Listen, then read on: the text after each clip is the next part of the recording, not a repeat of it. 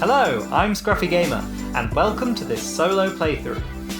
This video is inspired by the Always Player One podcast, in which me and my co-host Norm talk about solo gaming, with each episode being tied to a specific game. I hope you enjoy today's game and check out our show. Hello, and welcome to this solo playthrough of Mage Knight. I am Scruffy Gamer, and this is my second solo playthrough coming up on YouTube. My last video was very popular, and so I've decided to do another one for you guys. The table I'm using is a tabletop simulator table, and it's by Tough Luck. This is the same as I used last time, but there have been quite a few nice updates to the table, and you'll see those as we play. As the title suggests, this is a playthrough, not a rules teach, but you should be able to get a good idea of how the game plays from watching me play. I'm going to hopefully have a few less rule goofs this time around. There were a few mistakes in my last video, but I've had a few more playthroughs since then of the game, and I'm a lot more confident in my ability to not get things wrong. But, you know, famous last words, we'll see if that pans out, shall we? So, we'll be doing a full Conquest today. Just the same as last time. But this time, I think I'll mix things up and play with Arythea. Very exciting Mage Knight. A lot of fun stuff can happen and go wrong. We'll set the dummy player to a random player. I don't mind who we get. Let's have a bit of fun with it today. And I think those are all the settings I need to change on that side of the screen there. For anyone who hasn't seen this table before, these are all varying setups you can use for different ways to play the game, but playing without any of these boxes ticked is just fine. I should probably mention as well that you don't need to have watched my first video. This isn't a series or anything. This will be a standalone game of Mage Knight, and the table is fully scripted, so a lot of the upkeep gets done for you. A lot of the card draws and shuffles are done for you. I'll try to point them out as we go for anyone interested, but it should be quite a slick, quick playthrough. I'll set the city levels now to 7 and 9. Oh, maybe 10? Go on, let's make it a bit harder for ourselves and set it to 10. We did 7 and 9 last time, if I'm not mistaken, so we'll increase the challenge this game. No promises right from the offset as to whether I'm going to succeed or not at this. This could be a video of me winning or losing, but I hope you'll enjoy coming on the adventure with me together today. So, let's go. As you can see, the game's doing its scripting thing already, setting up for us. We've got our play area down here. It's a smart play area. For anyone who's starting out, I do recommend having a quick read of this because it gives you some tips of what you can do. You'll see me do them today. There's a bunch you can do with the smart play area here. Our dummy player is Wolfhawk. Very exciting. Don't tend to see Wolfhawk very often. And this is the main map over here. As you can see, one upgrade already from last time. We've got the potential places where you can lay the tiles, the map for the map. And over here we have our units available to us, the advanced actions available to us, and the spells available to us. And there's the score tracker and reputation tracker. Lovely, looking good. This is our hand here. My favourite card already. Should have said right from the start, Arythea has my absolute favourite Mage Knight card, Mana Pull. It is a wonderful little card. For anyone who doesn't know, with Mage Knight, when you pick a Mage Knight, you get 2 replacements for the standard deck of cards. And one of Arythea's is for Mana Draw, which is Mana Pull, an upgraded Mana Draw. Lovely little card. And you'll see that in action straight away, turn 1 maybe. Rightio, so let's have a little look around at what we want to do. So the first thing we have to do is pick one of these tactics. I'm not going to read them all out or anything. This isn't a rules teach. We'll just have a look and decide what we fancy doing. So if I place Arythea right on the portal there, bop, and we've got some orcs sat over there, fortified orcs, so we can't range those guys. We do have a bit of block in our hand. We would be able to block them quite easily. They won't quite give us enough fame to level up, but it's always good to start strong with some violence. I don't think we're going to be able to make it into that mage tower. We'll only be able to see what's in there when we move adjacent to it, but that is a 4 movement tile that it's sat on. I don't think we can do that all in one turn, But I think for one turn, we might be able to sit next to those orcs and destroy them.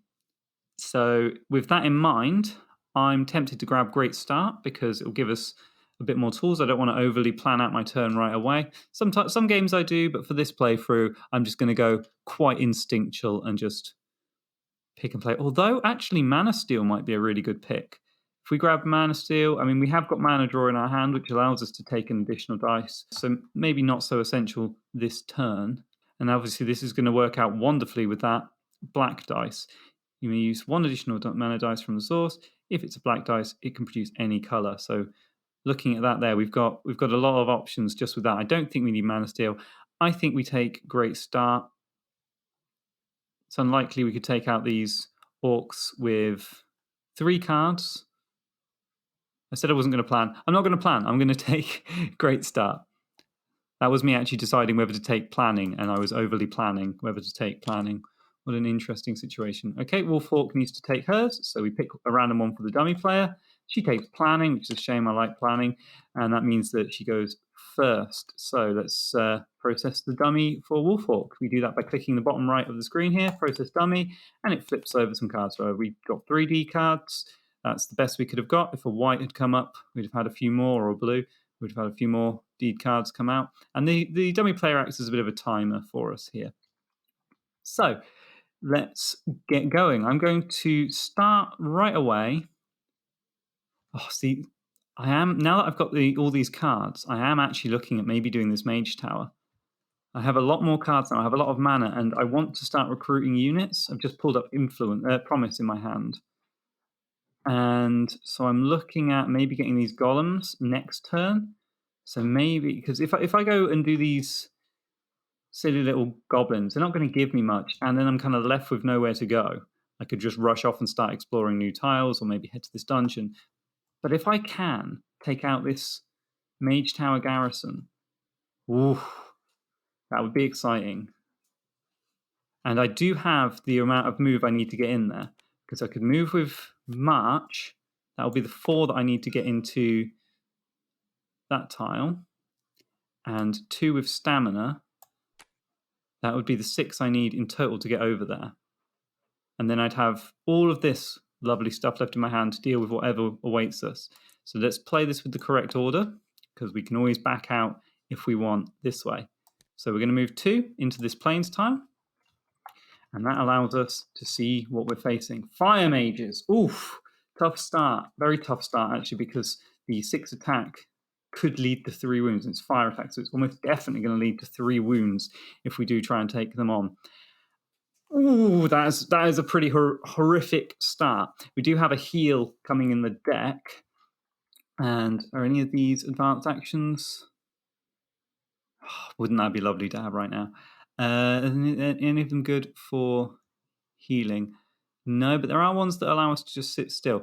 I think we're gonna go big. We're Arythea. She's got a lot of skills that like wounds. Let's go big and see what happens. So I'm going to march on in there. And when you do that, you just drag over to here. Automatically on Tough Luck's wonderfully laid out table, the enemy comes into our play area. You'll notice down here it's saying that we'll lose 1 rep and gain 5 fame if we end the turn now. So that's assuming we've beat it, and the 1 rep from obviously trying to take out the Mage Tower. But we'll see all that happen if I'm able to beat it. So obviously the first thing that's going to happen, it's going to do its fire attack 6 to me. No way am I generating 12 block, so I'm going to take 3 wounds. 2 armor means 3 wounds. 2, 4, 6. Those go straight into my hand. Ouch. Very nasty indeed. Next, we move on to the attack phase, and I get to hit it back. So I just need to do 5 damage to it. This should be pretty simple, actually. If I just do 2, 3, 4, 5, don't even need to waste my mana pool card there. I can hold on to that in case I want to use a bottom row for one of these cards, maybe ambush. I'm sat with 5 cards in hand. That is my hand limit. Not ideal. I might have to even rest. Any of these got here? Oh, restoration. Restoration. Ooh. The question here is, do we hope Do we just hope for another green roll? Potentially. Oh, a little bit of retconning, but no new information has been revealed before playing this. So what we could actually do here is keep that green dice in the source there, use mana pool for a black dice on March. Feels like a bit of a waste, but that means we can use the black dice as any color of mana. We'll throw that card out of our hand. It gives our hand now 5 slots, and that will allow us to hopefully heal next turn.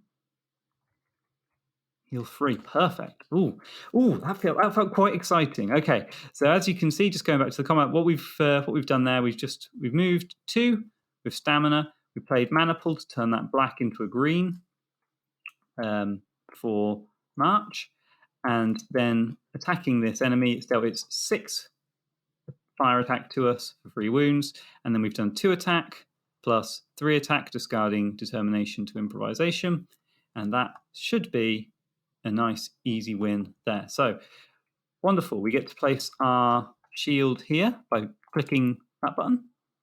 Pop. And that says Mage Tower Conquered, which is wonderful. It means we get to draw a card. Oh no, we have to take the spell before we take our advanced action from leveling up, if I'm not mistaken. Yep, so very unfortunately, we are going to have to take the heal card now and then level up. That's unfortunate because what it means is when we level up, we'll be taking an advanced action card. And so we've only got 1 slot in hand at the moment, which means we'll be sat here with 4 influence and nothing much more to do with that. The only thing we could do is just waste this promise card, and that would give us enough in our hand to draw both the spell for the heal and maybe 1 other card. Unfortunately, that wouldn't really give us much else to do on our turn. I could take ambush and we could start moving away and exploring elsewhere, keep the momentum going. There isn't any white mana in the pool here, and 4 influence isn't going to do very much for us. The only thing you can do with influence in a Mage Tower is buy spells, but that costs 7 influence and a mana. And obviously, we are not able to generate that other 3 influence. Although, having said that, we will be leveling up. And leveling up will give us a skill. I have no idea what that skill will be, but it might be just what we need. So I might hold on to Promise and just hope we level up with something that allows me to draw a card. I'm a bit worried that Restoration is not going to be a great spell for later in the game, but you know what? Let's grab it. Let's grab Restoration, and let's grab Training. I think... Oh no, I would love to take Training, actually, because it's so early in the game. But the problem is, with Training, you have to throw away an action card and you have to take one that matches from the advanced actions, and there aren't any white ones in the advanced actions. Arrgh! I do like Training. Any of those are viable options, really. Most tempted by Ambush, to be honest. Just to move on, keep the game going. I think if I do take Ambush, I might throw away Promise. I would love to get the Golems, though. And I don't see us... If only... Imagine if one of these had influence on. That would just be perfect. I'll take Ambush. Yeah, lucky. If it had taken Training, I would have been really regretting it right now. Okay, super. So that seems to be everything. Let's hope for a good skill. I'm not going to throw away Promise. That might waste me a turn, but hopefully we won't regret that decision. So if you notice now, we're going to end turn and level up. Leveling up happens right at the end of your turn, just before you draw new cards. And you'll see it automatically happens on here, and the reputation, which we lost for attacking the Mage Tower, will automatically be adjusted as well. Obviously, that should have happened earlier technically, but I think it's cool having it happen here. Boom. So as you can see, our reputation's gone down 1, and we now get an advanced action and a skill for passing that barrier. Okay, motivation. Wonderful. Perfect. Motivation. That's just what we needed. Something that will allow us to draw some cards.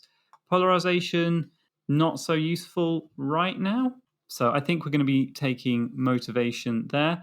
Oh, yes. So by the way, I shouldn't have claimed the card until now. I did that a bit out of order. Sorry about that, guys. Should only claim the advanced action card for leveling up while I'm actually leveling up. Hope you don't mind that little out of order play, but we'll take motivation there, and that's good. The main reason for that is later in the game, if I were to take any of these two skills rather than new ones that come out, I will have to take the leftmost advanced action. But obviously not so important for your first level up. Wonderful.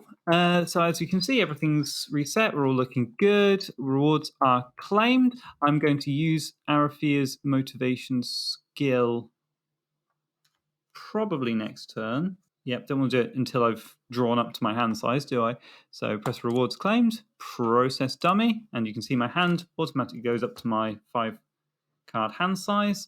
And now we're going to use motivation. Just there's a bit of scripting for that. Oh, look at what the dummy's doing. Brilliant, another 3-card draw. Perfect, very easygoing dummy player this game. Thank you, Wolfhawk. And we're going to use Arythea's motivation skill. Oh, 2 cards. Ooh, who knew we'd get restoration? And we've got the green mana to use it. For some reason, I've generated a red mana token. I'm not quite sure what's caused that, or if that's just a little bug there. Since I have no idea where it came from, I'm going to be deleting it. Okay. We're going to use restoration to heal 3. So all we have to do for this is just put the cards face down in the play area. You may have noticed that the cards I played in my play area have gone to my discard. The enemy that was in my play area has gone into its discard up here. Lovely table. And can I just take this moment to appreciate how beautiful these crystals are in the new table? Tough Luck has really gone above and beyond with the little details. And as you can see, it's even saying when I put the cards face down cards are removed. Fantastic. You might also have noticed the dice re-rolled automatically. The black dice that we put here has become, I think, this blue dice, which is very exciting. I love how much automatically happens in this. It's very cool. I mean, the tactility of Mage Knight is something special, but I equally love playing it here on Tabletop Sim. And I hope you guys might check it out too. So that heal action isn't a full action, it's just a heal action, and it can be used anytime outside of combat or interactions. So we've just done that straight away. And now we've got a really, actually very exciting turn here. We would have if we'd had another green mana to play with. I was thinking we could potentially get 7 influence out of this turn. I don't think we can. I say we just sit here for a turn. It might feel a bit slow, but it means that we can potentially recruit a unit next turn. There's no rush. Wolfhawk's going very easy on us. I'm happy to just sit here and leave it there. Do hope we get a bit of luck rolling another green mana token next turn. But let's find out. So I'm just going to end turn. I'm going to press rewards. Oh, look at that. We've rolled a sun for our next turn. That's going to be absolutely wonderful for us. How very lucky. And it was, I think, very much worth sitting on this mage tower for a turn. Rewards claimed. Process dummy. Let's see if she keeps going. Yep, nice and easy. 3 cards. Thank you, Wolfhawk. And we're going to recruit ourselves the golems this turn. So we're going to do that by playing concentration. Using the gold dice to power up its bottom action means we can play promise for 6 influence. And we'll just use march here to make that 7 influence. We're at 0 rep, so that's all we need to recruit the golems. Boom. And there they go. We just press claim. They appear in our play area, ready to be used. I love the golems, and hopefully you'll find out why in just a moment. We've already done our interaction, so we can't move this turn. And so we press end turn.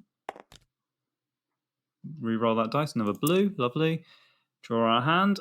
Threaten. That could have come in handy last turn. And process Wolfhawk. Wolfhawk has just been an absolute treat. Thank you, Wolfhawk. So we can really take our time here. I think the best move now is just to literally move. I'm going to kind of cheese it a bit here and use stamina to its full potential, rushing 2 spaces. So 2 into here, and then 2 more for 4 into here.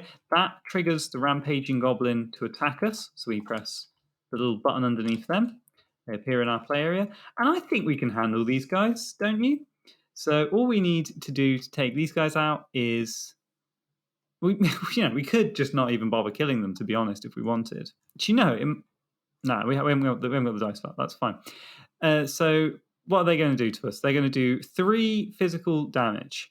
Well, let's just assign that damage to our golems, who have 3 armor and physical resistance, which means that we deduct 3 from that before dealing damage to it. So they take 0 wounds. Wonderful. And now we can defeat these orcs. How many cards have we actually sat with? We've only got 3 cards left in our deck, so I want to be a bit card sparing now. I'll probably just use the golems for their 2 attack, and we'll throw away Threaten for the 3rd attack. That is those goblins taken care of. And we will gain back that rep we lost from earlier, as well as 2 experience, which doesn't quite push us up a level, but that's fine with me. So we just press end turn again. We've done our interaction, so we can't move anymore and explore these tiles, unfortunately, but that's fine. And goblin goes up there, orc goes up there. I don't know why I always call them goblins, they're orcs. Rewards claimed. All crystallized, very nice. And Battle Versatility. I'd forgotten about that card. Another very lovely card from Arythea. She has great ranged potential. One of my favourite Mage Knights. Probably my second favourite Mage Knight to play after Tovak. What is going on here? We're going to be able to just take all the time we want. We could really make the most of these dice if we want today. The dummy player is only doing 3 cards a turn, setting a really lovely place for us. But if you notice, there's only 1 left in their deck, so that means we've got 1 turn, then she'll be ending the round, so we'll have a total of 3 turns left. Let's explore. So I think the best way to explore right now, part of me is tempted to waste Tranquility to draw a card and hope it's another movement card. I can't remember what we've played. I think you're allowed to look through your discard, so I'm going to. We've played Stamina, March, and Stamina. So we have got another March coming. Unfortunately, we don't have any green mana. But that March would allow us to see this tile. I think for now we'll use Swiftness to see the tile. Feels like a bit of a waste, but we haven't got any white mana to activate its ranged attack version. And it allows us to do what we want with Tranquility. Even just use it for 1 move, potentially. Okay, we've got some Orc Skirmishers there. So they do 2 lots of 1 attack, which means we need to assign those to 2 different block values, or presumably my golems and a block value. But they would level us up, which would be nice, and we'd be right next to that village next turn. I'm very tempted to just dive in and try and kill those if we can, which we should be able to with Ambush. So Ambush lets us move 2 and add 1 to our first attack or block any type. We might have to take a wound from them unless we want to waste that plus 1 attack. We'll see. We shall see. Could ranged... Ooh! Of any type, we could use that for the ranged attack 3 to make it ranged attack 4. That's going to do it, isn't it? Lovely. So we're going to move Arythea over here. Challenge these orcs to a fight. You don't have to move into the same square as orcs. You can challenge from adjacent. And we're going to play Battle Versatility with that red there for... Let's take ranged attack 3. Plus 1 from Ambush makes it ranged attack 4, and obviously ranged attack resolves before the enemy attack, defeating those skirmishers before they even had a chance. Shot them from afar. Very nice. Also, by moving here, we have flipped the Mage Tower. We should have seen that first, really. Oh, does that actually change anything? I don't think it does. I don't think we can do ranged attack 7 this turn. I didn't see them as a today problem. They're very much an enemy you want to range down, though. So hopefully tomorrow we can take care of them. Moving into the desert in the daytime, notoriously difficult. Okay, that's the end of this turn. We'll be leveling up again, and this time when we level up, it will just give us our next command token. So let's enter and level up. Command token, roll the dice. Obviously, we've got a little bit more armor now, but our hand limit is the same, and rewards claimed. Process dummy. So that brings us to the start of our turn, and it looks like we're pretty much done with what we can do this round. I think the best place to go now is to this village. I don't think we can recruit anyone from there this turn. The only recruitable ones would be the foresters, but I don't see us generating 5 influence with 2 cards. So we'll just use the crystallize. So we're going to swiftness to move into that village. This doesn't provoke the familiars since they're not a rampaging enemy. Only orcs and dragons do that. And we'll crystallize for one of whatever color crystal we want. Our first crystal of the game right at the end of the round. I do like white crystals on Arythea, and I do like red crystals. Obviously, a red crystal would be ideal if we come across the ranged card in her deck for the imps, for the familiars there. But and it would also come in handy for if we pull up a threaten as well. So I think I'll take a red crystal for now. And Tranquility, useless card this turn. If we'd had another one, I mean, I could have, instead of taking this crystal, explored this tile, but I think the crystal is the way to go. And the way I'd have done that, obviously, is just those 2 for movement. Okay, so that's the end of the first day. How exciting. I'm not going to be plundering the village right now. I will just press reward claimed and call the end of the round. Brilliant. So as you can see, the game is about to experience end of the round updates. So we'll just press rewards claimed. The tactics cards are now removed from the game since we're in full conquest. That's what happens. They've gone down into the remove from the game chest there. And we're at the start of the first night. Love how the board goes a bit spooky, but everything seems to stay clear. It's very good, very good. Thank you, tough luck. So top of the round, what are we looking at then?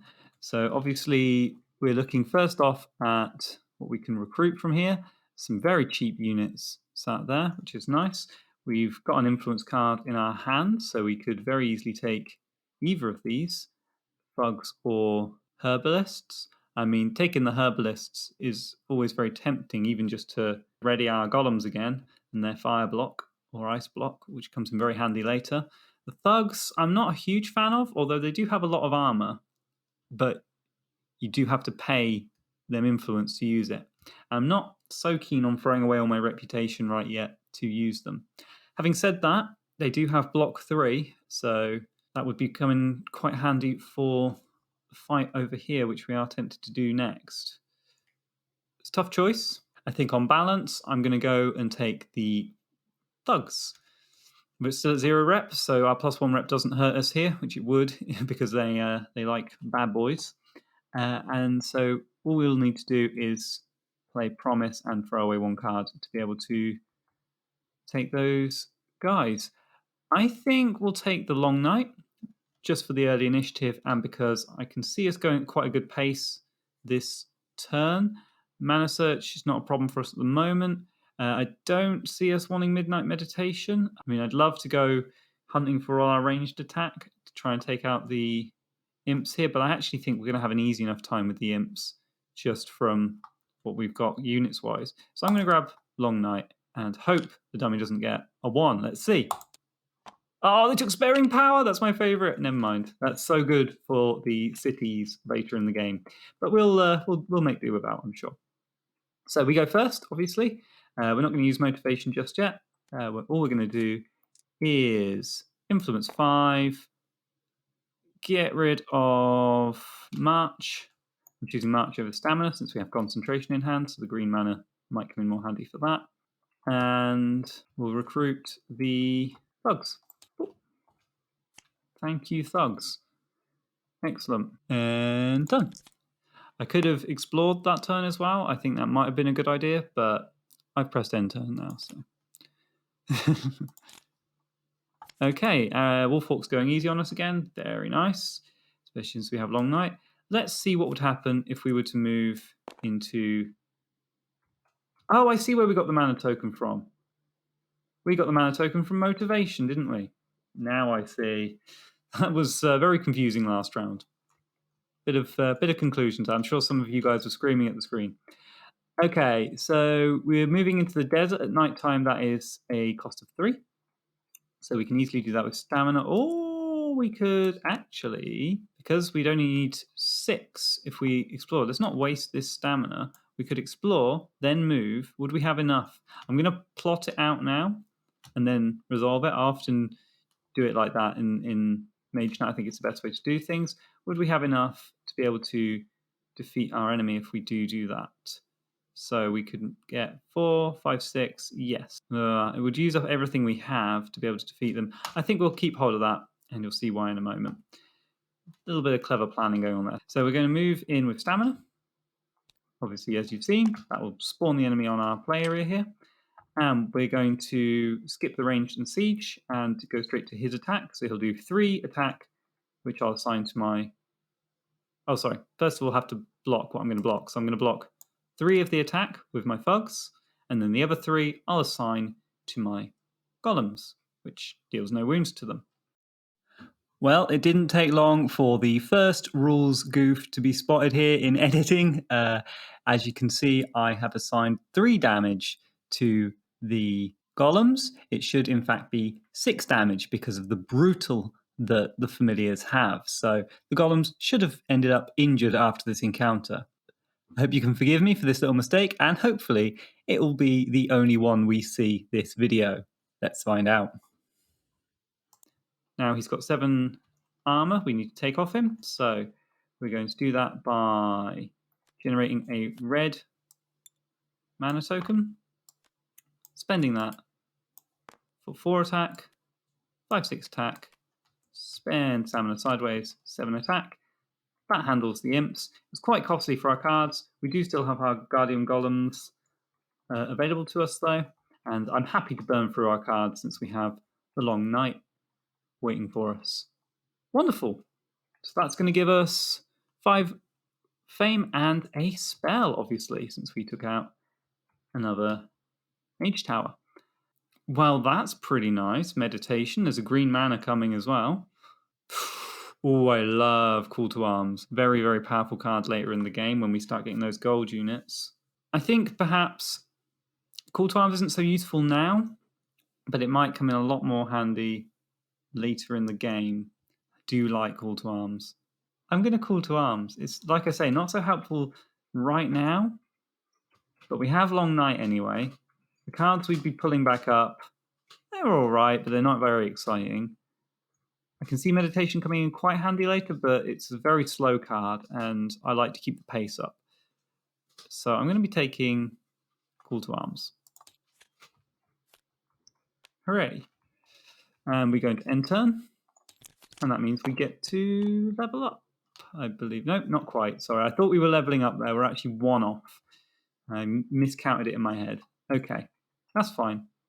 There's no rush. We got all the time in the world. So, rewards claimed. Process that dummy. Okay, this time they drew an extra 1 card because they ended on a blue.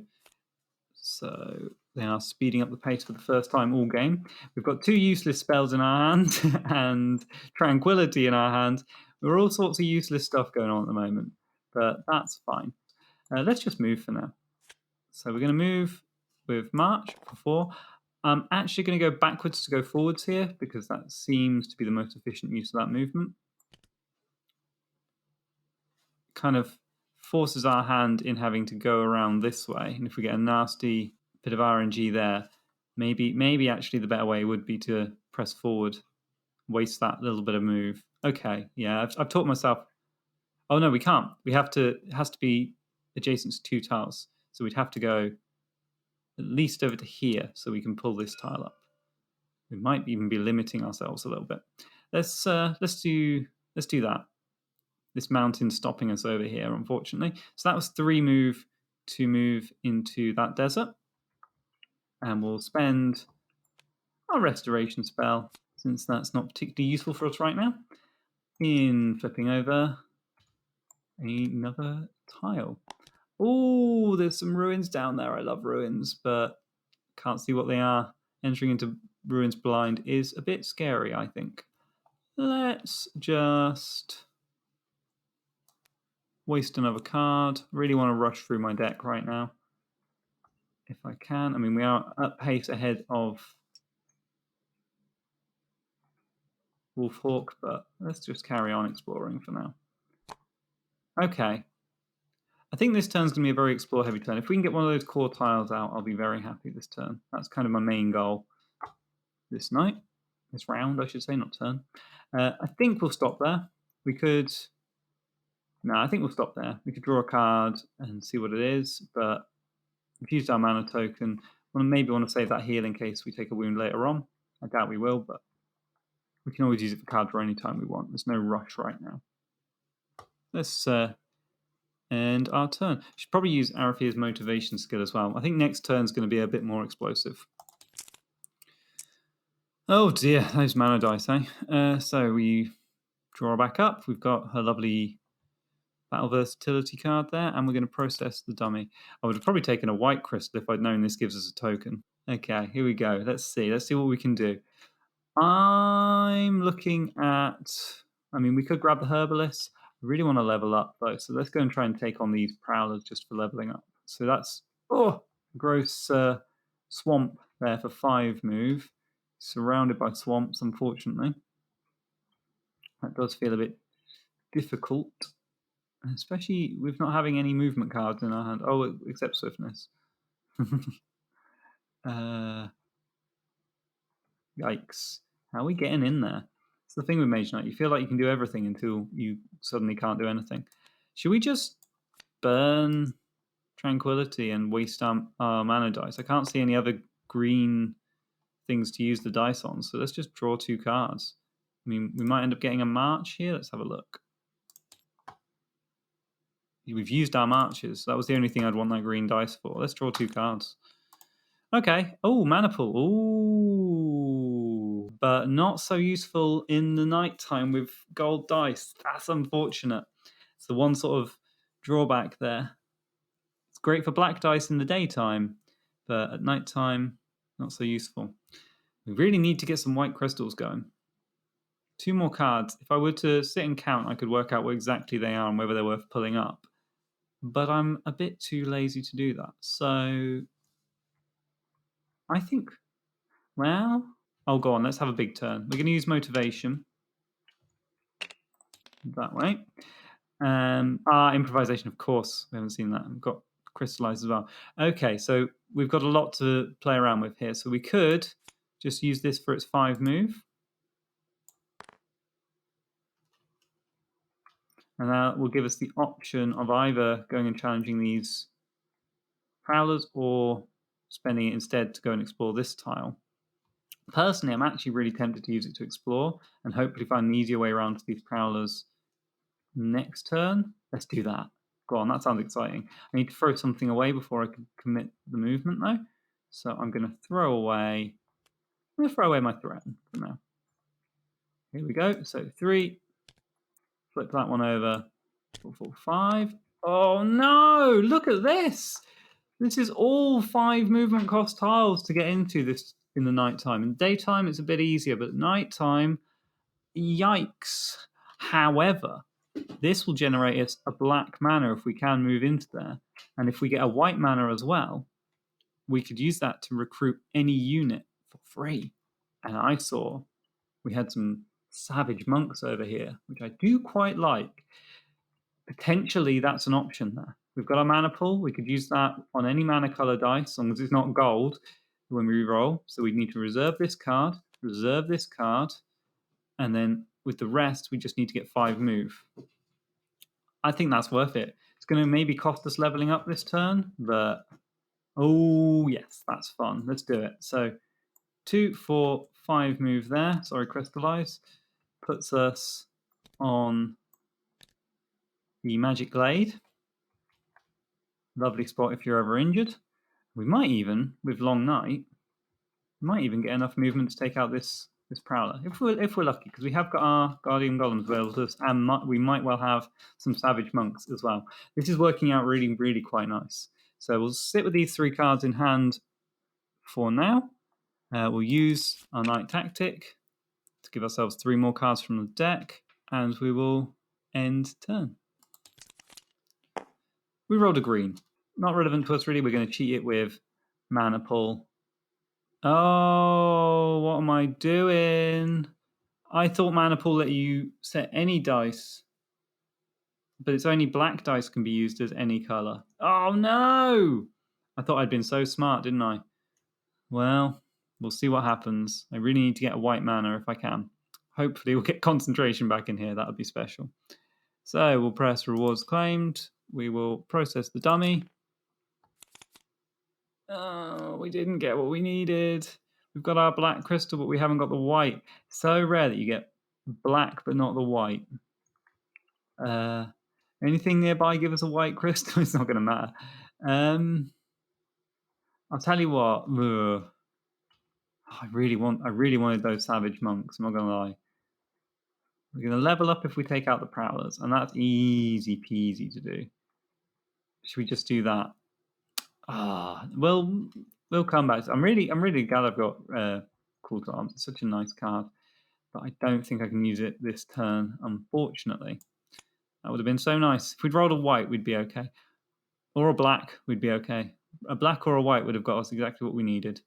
Never mind. Okay, so we're going to use March for 4 movement. 2 into here. 2 more to explore. Oh, if we get 1 more explore this turn, that will give us tier 3 units. It might even be worth ignoring the level up and just go whip round here and explore. But I do want to level up, so let's just level up. We're going to challenge these prowlers. And they are trying to do 4 damage to 3 armor. Can we range attack them down? Well, we don't have any more mana, so the answer to that is no. So they're doing 4 damage, and they have 3 armor. How are we going to deal with this? Well, they're actually a little bit more fiddly than I'd hoped. Do we take the wounds? Oh, we've got a red crystal. We could just range them down. Let's do that. Save some cards, range them down. Range attack 3, destroys them outright. Still haven't used golems. I hate leaving units unused in a round, but sometimes that's what happens. And that will give us enough to level up. I wish we hadn't wasted our crystallize now. I'd rather have wasted mana pool. Yikes! Wish I'd read that properly. Although I'd probably have kept it the same just for the extra chance of rolling a black dice. And we're going to end turn and level up. As you can see, we've passed another little milestone here. What do we get? Oh, influence. Free influence. Good for our bugs. Or invocation. Well, that's a pretty nice card, isn't it? Wouldn't that have been nice? Wouldn't that have been nice last turn? The invocation skill. I think we're probably going to take that, to be honest, for the extra mana tokens. I can quite see those whites and greens coming in very, very handy indeed. And it will also open us up to take whatever we want from here. Oh, and Blood Rage would work really nicely with it, actually. The only problem is we're giving Rush of Adrenaline to the dummy player, which isn't great because it's a 2-color card. So I think if it will count as green and red for Wolfhawk. So yeah, it looks like we're going to be taking Invocation. I don't think I'll regret that decision. I like that idea a lot. Invocation, wonderful. And we'll take Blood Rage. So ideally now, I'd like to move back to grab those savage monks. But we'll see. We're in no rush, and we've got to end the turn for now anyway. Process dummy. So we've seen these are all the cards we're getting for this round now. The dummy will be calling the end of the round next turn, so we have only got 2 turns left, including this one. So my options are try and rush ahead and explore to get that last quartile out, or backtrack in order to try and replace my thugs with the savage monks. I don't know if I could do that, but I'm not too fussed either way because I think pushing forward is definitely the best move at this point. We can discard a card for a green or a white, which would give us access to 2 more mana tokens of any color except gold. Well, why don't we just do this then? We'll discard a card for a white mana token. Let's discard Rage for a white mana token, which we will then use to power up Mana Pool to take 2 dice and set them to any color except gold. Gain a token of each of these color. So we'll set 1 to blue, obviously, since we've got stamina in hand, and we'll set 1 to black. Very nice. I should probably have set this other gold one. I can't remember. Was this red? I think this was red. So we'll put that back as red. I don't think we're going to be using another mana dice, but I'd rather have a red in there than a gold in there. So we've got a blue and a black mana token. And interestingly, you don't re-roll these. Oh, hang on. We need a white. We need a white. What am I playing at? Put that blue back. This needs to be a white. I think I had it in mind that I'd already got a white, but I'm spending it. So these go straight back to the source. They don't re-roll. And we've got just what we need to play Call to Arms, to take any unit for free. If you're at your limit, you must disband one first. So we'll be disbanding the Thugs and grabbing the Savage Monks. We got them. We got them. Yes, we did. I'm not sure what we're going to do with them this turn. Unfortunately, I think this is forest as well. Just so much forest this turn. So we can't really move in and do anything with that. But who knows? If we roll a blue, maybe we can move in, have a look, and decide whether we'd be able to take on whatever it is with just our units. Let's find out. Did we roll a blue? Well, we didn't roll any dice, did we? So what was I thinking? Rewards claimed. Wolfhawk's now calling an end to the round. We could... Oh, there's no blue from this, is there? So... if only there was a nice enemy for us to wallop, but there isn't. So I think we are just literally going to move as far as we can, which is to that village. We weren't able to, unfortunately, take the last quartile for day 2, which I would love to have done. But we got the Savage Monks, and personally, I think they're going to come in pretty handy, especially with Invocation. Yeah, I think that's all we can do. We've moved 2 there. We've only got Blood Rage in our hand, which is a lovely card, but not so useful this turn. Let's player it end turn, and rewards claimed. Brilliant, we've got our new hand. Remove those night cards, and we are now at the start of day 2. Very exciting. Things are hotting up. So let's have a look around us. All these ruined tiles have appeared. We've got a dragon down there. Would have been a bit of a reach to go out of our way for. We could potentially pick this up, although spells really. We've got a few spells already. I don't know. The movement one's pretty good. Oh, Tremor. I do like Tremor and Earthquake. Might be worth doing that just for the Earthquake spell. I'm also very tempted to sneak over to this monastery and try and get ourselves an artifact. It's the most important thing in the game, in my opinion, if you can do it. We've got a bunch of movement. I think we're going to... If we had planning now, I would be so happy. But we do not. So instead, we're going to take Rethink. So we get to discard up to 3 cards. Obviously, we don't need you, or... I mean, these two are great together, but I actually don't think we need either of them right now.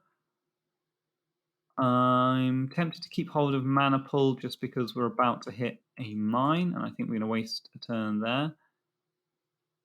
But actually, I think I'm going to keep Tranquility in my hand. My intention is to discard it with Invocation and use that for the green mana to speed us up with March. So we'll just discard those 2 for now. Oh, well, this happens now, and then we'll pick for the dummy player. Brilliant. Very exciting. Pick for dummy player. They got a 6. Yeah, I should really have thought about that. I might pull up stamina anyway, so... Although, getting a bunch of move is great. Let's just go. Let's move around this map. I would love to sit on this mine and just farm it for white mana crystals, but I actually really think we need to head to that monastery.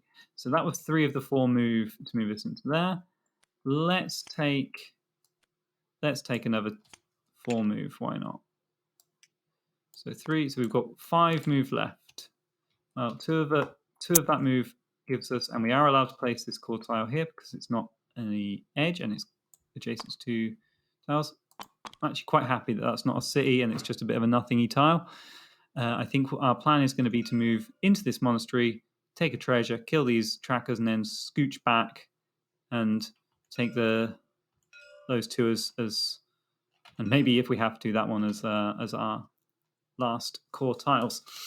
Exciting, yes. Okay, so we will be able to revisit this mine. That cost us 5 move to move and explore. We have 8, so we've got 3 left over. Let's head into the monastery here. So we're in the monastery. Let's see if we can take out these orcs. I'm going to pull them to my play area, but as always in Mage Knight, you can always do takes backsies if you want. I could mana pull just to take the extra dice. We would need to do ranged attack 6 on this enemy, unfortunately. I don't think we have enough for that.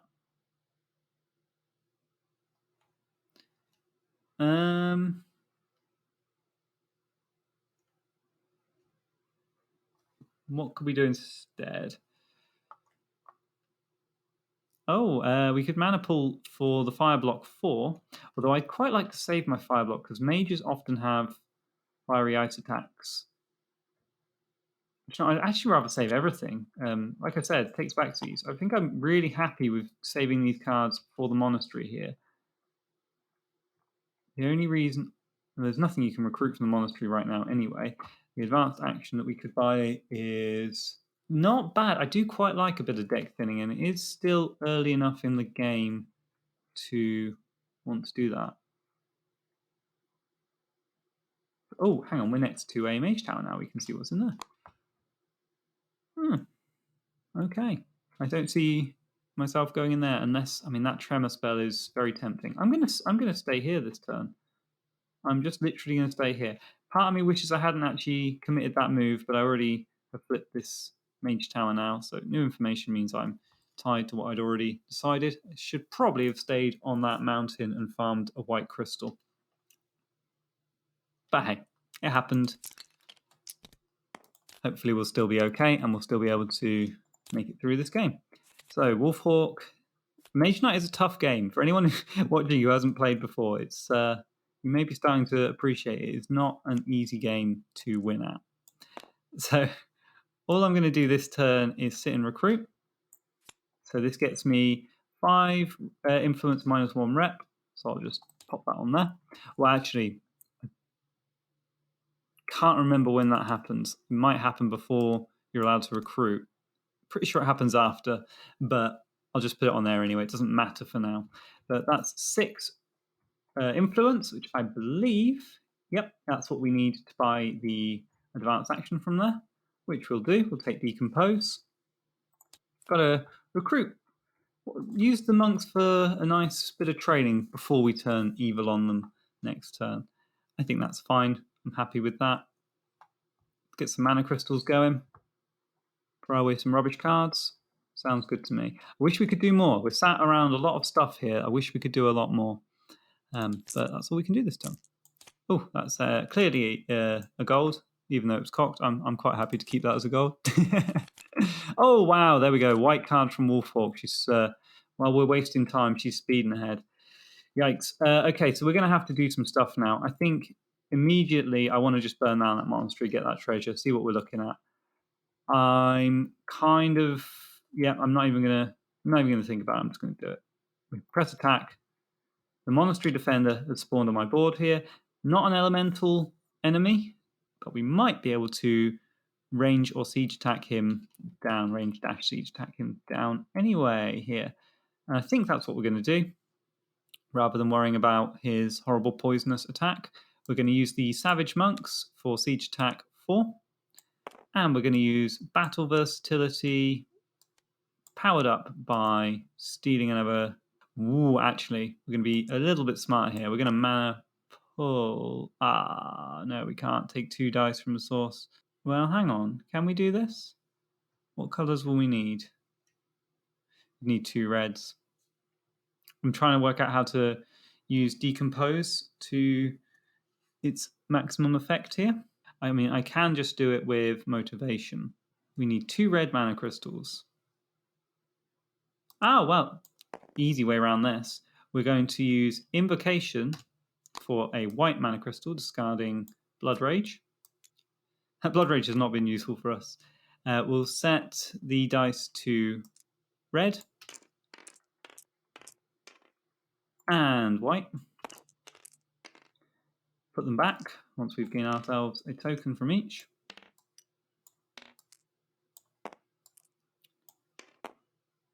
Oh, there we go. And just flash back to combat for. Why did I say white? We need 2 red. What am I doing? Red and red. 2 red crystals, tokens. There we go. Flashback to combat. This was all a little bit of a sidetrack there, but you can do that anytime, so fantastic. Flashback to combat. We're doing siege attack 4, ranged attack 3, so that defaults to ranged attack 7. That's plenty to kill these sorcerers. Wonderful.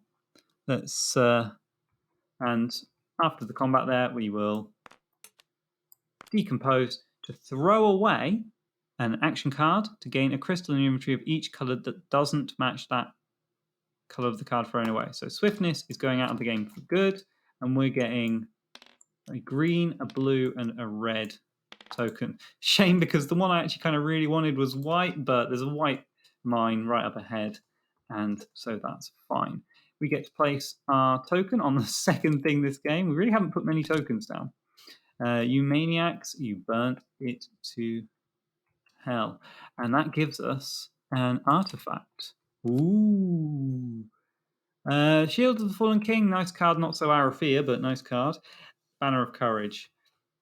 We're about to hit tier 3 units. We've got the spell that puts a unit in our hand. I can see that coming in very handy, actually. Both of them are good. I mean, both of them are very good. What have we got nearby us? The shield would actually come in super handy right away for this little annoying goblin. I think I'm just going to grab the shield for now. We're not Norowas. We don't need that banner. And that is the end of that turn. We burnt a monastery down, we got a treasure, and we got ourselves 3 mana crystals, as well as getting rid of a fairly weak card. You should see now we've lost a bunch of reputation for that. Burning down monasteries is not a good way to be popular. The levels are creeping up. Obviously, it gets harder to level up the longer you play, the more fame you have. Rewards claims, process dummy. So, oof, she is rocketing through her deck. What have we got? We've got 7 cards. We need to really start moving, I think. I'd love to sit here and farm that goblin, but I'm really worried we're going to run out of time here. I also wanted to farm this mountain. I don't think we're going to have time. Yikes! What's going on? Wolfhawk started off slow, but now she's really bringing the pain. Ooh, here's a thought. What if we get 5 move and then take on the ice mages and these orc trackers? What if we just do that? Should we just do that? How does that? Should we just quickly do all that? I mean, it might be possible. I think that's a green over there. Unfortunately, we don't have the siege attack from you, which would have been helpful, but not game-changing. So we've got 2 block 4s. So that's 4, and then that would leave 6 regular block or some fire block. 4 fire block. Yep, 4 fire blocks. So we could block them both quite easily. The moving actually might be the hardest thing. But we can draw 2 new cards now, and then we just need to do 6, 9 damage. I'm going to use motivation, and then we'll see if we have the tools to do this. This could be very, very exciting. Oh, okay. Ambush. I mean, completely useless because we'll be blocking, and kind of had it with the block anyway because of our shield. Got our red token for... It is 2 more move, but we only need 5 move anyway. What a tough situation. Let's plot it out and see how it would look. So we need 5 move. That's you, and you. Oh, we've got some crystals. Why don't we play with our crystals? There's 4.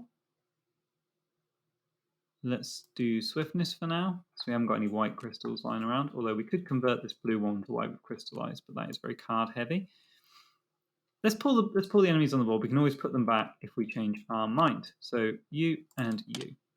Rampaging Orc, obviously attacking with us. I really want, the reason I'm doing this, really, I want to try and get as much done as I can. I really want to grab Tremor. It's a very nice spell for the cities. So we're going to move in straight to the attack phase.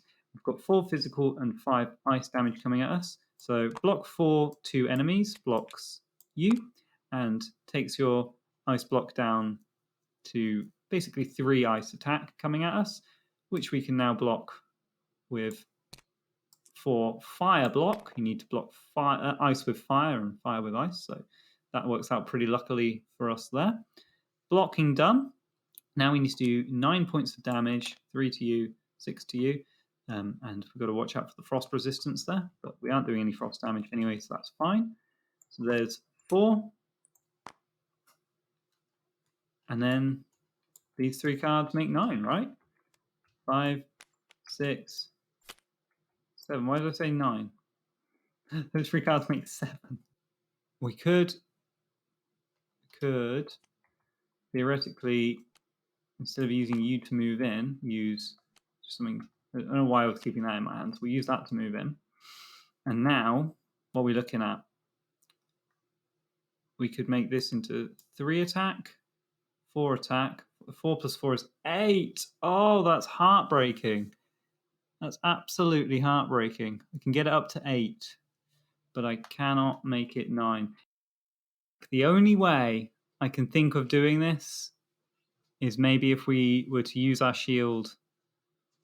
We could do it by taking wounds. That is an option. We could always do it by taking some wounds. Let's see just quickly how much ambush adds +4 to your first block. So that would be block 8 against both of them. So, wow. Well, how about we rework this a tiny bit then? So instead of march down here, we'd use ambush. And with ambush, what that means is, where did we get this red crystal for? Motivation, wasn't it? That was a red token for motivation. Let's pop you back in there and ready you again. So this will give us +4 to the first block type we play. So we can make this block 10 on you. That is plenty to block you. Whoops. Bit of card economy here. Hopefully this will work out well. And now we have, this one's 4 attack to deal with, which I'm almost tempted to just take as wounds. And then that would free up the golems to attack, you see. So now we just attack with 4, 5, 6, and then crystallize to get a white crystal, 7, 8, 9. So all we're taking there, we've still got March in our hand then, left over as well. And then all we're taking, actually, instead of using crystallize, pop that back and discard you, we could just discard March to our invocation for the white mana token. Save crystallize in hand. We haven't even used a dice this turn as well. Yeah, I think that works out way better. We're going to be taking 2 wounds from the orc, but we are then killing both of them in 1 turn. Hopefully we can heal those wounds later, or we can even just use them on invocation. We're Arythea, we love wounds. Yeah, so just to reiterate what's happened there then. We have moved 4 plus 1 with restoration, or do we keep restoration and use that next turn? Or this turn? Yeah, let's keep let's be sensible about those wounds. I don't really want them. So 4, 5 with crystallize moves us into the swamp that is the Mage Tower. The rampaging orcs attack us along with the ice mages. We use the shield of fallen kings, 6 block plus 4 block from the bottom row of ambush is 10. That's plenty for the ice mages. The remaining 4 attack from the orcs we take as wounds. Then we move to the attack phase. We get 2 from our guardian golems, plus 4 is 7. That's plenty to kill the ice mages. 3 from swiftness kills the orc trackers. We could have chumped them together and we'd have 1 left over anyway. Mistake number 2. Keen-eyed viewers will see here that I've made the mistake of blocking the non-elusive enemy and taking damage from the elusive orcs there. So their armor value should be 6, which means I wouldn't be able to defeat them all. There's an easy fix to this one though. If we just retcon the choice for who I was blocking there and say that I wasted that massive 10 block on the orcs and let the frost mages do their damage directly to me, that would still be 2 wounds. So no need to feel too bad about this mistake here. Hopefully it'll be the last one we see. And then after the combat, let's use that restoration and heal up those silly little wounds we picked up. We did it! We did it! I knew there was a way around it, and we did it. So that's going to allow us to pick up a spell. I think Tremor, although Wings of Wind is tempting, I really want Tremor. It's a lovely little spell. And we've got plenty of trouble with white as it is. Sorry, I should put my... So we've taken the Mage Tower. We've gained ourselves a spell. So now we enter and level up. So we'll be gaining a total of 8 fame here, which will give us another command token. And we can recruit some more Guardian Golems even. Whatever we want. Well, the only thing we can recruit from here is Guardian Golems. But rewards claimed, obviously, as I've said. And that does always happen before you level up. Brilliant. Process that dummy. And that brings us to the start of, God, what is happening here? So the dummy is now completely out of cards. So luckily we are as well. This is why we rushed it. Don't worry. I was panicking for a second there because we were taking our time on the monastery. But this is the whole reason we went to try and burn through our deck there and do 2 things at once. And that brings us right to where we are now. Okay, so let's look at what's around us. We have a very nasty swiftness dragon. I'm not too worried about him, to be honest. He can only do 2 wounds to us. We just took 2 wounds on the chin last turn and got rid of them. Well, sorry, 2 wounds and 2 in the discard with his poisonous there. Or I could just assign his damage to my units. We've got an influence in our hand. We've actually got call to arms in our hand. We can't. And we can only use that to use an ability, really. We can't actually use that to recruit. But an ability from one of these guys might come in very handy, especially the Utum Swordsman's ability. We could wound them. Oh no. But taking 10 block from them is going to be quite difficult. Let's pull him up in front of us. We can always put him back and see if we could take out the dragon and do anything fun with the units. I'm tempted to say we're most likely just going to be recruiting this turn. In fact, it might even be worth recruiting before we try and take on the dragon anyway. Let's put him back. So we're going to recruit the only thing we can, which is the golems. I'm not sure we're going to have enough cards left to think about the dragon even.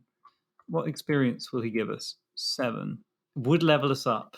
I'd rather kill the dragon if we can, because it will give us the rep and 2 rep and 7 experience. So if we were to take the wounds from him, that would put 2 in our hand and 2 in our discard, and then we just need to do 9 damage.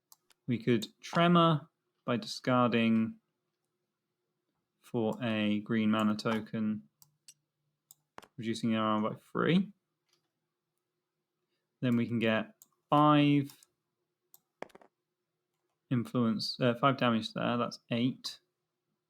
Discarding you, and then I think we'll keep concentration. We'll be leveling up, so that'll give us, wow. Oh, influence 8 there, hey? That'll give us enough to recruit a unit. I think we're going to have to do that. So, sorry about pausing the action there. I love to pause and have a look around while I'm mid-fight with a dragon raging down on me. That's Mage Knight for you. So, okay, yeah, we'll take the 2 wounds in hand, 2 wounds in discard. Hopefully we can resolve those later. We will use Promise with Invocation for the green. That will give us enough to reduce its armor by 3. I say promise. Let's keep hold of promise. Let's use call to arms. Yeah, let's use call to arms. Discard it. We'll keep promise in hand. We might need that in a moment. Yep. So -3 puts down to 6. Then we get 5. Discarding this, and one more. We'll say bye concentration. Looks good to me. We took out our first dragon, hey? Day 2. End of day 2, killing a dragon. He might have given us a bit of poison, but I'm sure we can shake that off. No big deal. Fantastic, and that's going to put us back up to 0 rep. I think we've fully made up and atoned for that monastery earlier. Ooh, what's this? What's this going on here? Ritual of Pain. Throw away up to 2 wound cards from your hand. Put this skill into the play area to activate it. Next turn only, you may play a wound code sideways for +3. That's pretty cool. We'd be able to throw away 2 wound cards. 2 wound cards. Once around, heal 2 is essentially what it is, because putting up a wound card after that. I mean, we have got a couple in our deck, but it does feel pretty fortuitous, doesn't it? And we want to take one of these because we want to take Intimidate. So we'll grab Intimidate now, and then we're locked in. Hot Swordsman. 2 attack or 2 fire attack. I do like those little buffs of attack. And to be honest, we have got Invocation. These cards aren't useless to us. Those red and black mana crystals are going to be really handy later on, I think. I'm going to take Hot Swordsman. Arythea is nothing if not a Hot Swordsman. So yeah, that's perfect. Okay, I'm really happy with that. That was a good decision. No regrets. No regrets. And we've got a hovering skill there. See if we can just... There we go. Wonderful. So we've just killed a dragon. Rewards claimed. Wolfhawk, speeding ahead, calling an end to the round. We have just enough time left to recruit a unit. So we're going to get ourselves with influence 8, 9, 10. I think we'll take the -2 first. I'm not sure, but it doesn't really matter. So we've upset the locals who were cheering us on for killing that dragon. We're going to intimidate them now to give us a nice free unit this turn. Probably going to want to replace some of these next turn anyway, but you know what? The more Guardian Golems, the better. We can use them on our way through to the keep, through to the city. I kind of regret losing that influence. I mean, if there's any way we get 7 easier, I might do that. 4. Yeah, we haven't got the white mana. White mana has been our biggest curse this game. And the wounds can only get us red and black. That's unfortunate. Okay, I'm happy with that. That's fine. End of turn. End of round. Rewards claimed. We've got 4 wounds in the deck now. Hopefully they will... Yep, 1 at a time. That's what we want to see. 1 at a time. We just discard them as we go. We've even got Tranquility with that one, so we could just remove that one. Right, so we are now at the top of the second night, and we've got our core tiles out. We're looking pretty good. We've drawn a wound in hand here. Right, let's see what we can do, shall we? So I need to choose a tactic from the center for tonight, and I've lost my favorite. This is a really nice card preparation. You can search for any one card now to your hand. Mana search might be really handy considering we've already got a yellow dice on there. I think almost certainly going to go for mana search here. I really should have thought about my exit to this place when diving in here at the end of the day. But we can always scoop around the monastery here and maybe end this first turn on that mine. I think that's what we were going to be aiming to do for this first turn. So we're going to grab mana search. Process for the dummy. Damn, they go first. That's not ideal. But at least they've taken the useless card. So on the last night, we'll definitely be able to pick something good rather than having to get what we need to go first. So we can reroll up to 2 mana dice, and then we can start moving around. I'm hoping to find a green here, really. So I'm going to reroll both of these. The red's nice, but we can make red anyway. So let's reroll those bad boys. Okay, got the green. That's good. We did also get sun again. It's not so good. We need 5 movement this turn. I think I'm going to use the blue for 4. And then, do you know what? I think, whoa. Before we move, we should probably check. Didn't even think of this. We've got some exciting units up here in the Mage Tower. I could potentially swap out one of my golems maybe for some bigger golems or some ice mages. I mean, those ice mages with a siege attack do look very, very nice. How much? Oh, we could recruit them with Call to Glory. I think that's the best way to do it. How far off leveling up are we? Miles away. So I think what we're going to be aiming to do here then is find that black mana, keep Call to Arms in hand, and use that to get rid of one of our golems for ice mages. I think that sounds to me like the smartest way to play for now. So we do just need to get 5 move and hold on to March. I don't think we're going to be using influence for basically the rest of the game now. We might at one point, but I think we're going to be trying to cheese it with Call to Arms. We could even next turn use Call to Arms if we still keep that wound in our hand. Or we could try and hope we draw one of the 3 remaining wounds for the black mana. But we've got mana search as well, so I think we're gonna heal ourselves today. So anyway, we're moving 5 to go 1, 2, 3, 4, 5. We're going to sit on that mine this turn. And we will use Tranquility just to remove one of those wounds. And I think that's all we're going to be doing for this turn. So if I press End Turn, I'll just check, see if that crystal falls into my inventory automatically. I can't remember if this table does it now. Rewards claimed. No, it doesn't seem to. So we'll grab that white crystal for being on the mine. And we've got a nice, exciting hand there. Unfortunately, we didn't get the wound that I was hoping we'd pull up, but that's okay. Let's process the dummy. Okay, fairly safe dummy that turn. We can't really sit here another turn. I'm going to re-roll 2 dice in the hope that we find a black. Oh, horrible. No luck there. So all we're going to be doing then instead is we're going to be trying to move. I imagine taking this keep would be quite a good idea. Might have to go in blind on it, but I think that's what we're going to be aiming to do. So let's start moving. 4 move gets us on here. 5. We'll use stamina. Oh no, but there's a blue in the source. So if we want, we can keep that there. Let's use our last march for another 2 move. We've got 1 left over at the moment. Oh, yes. Very nice.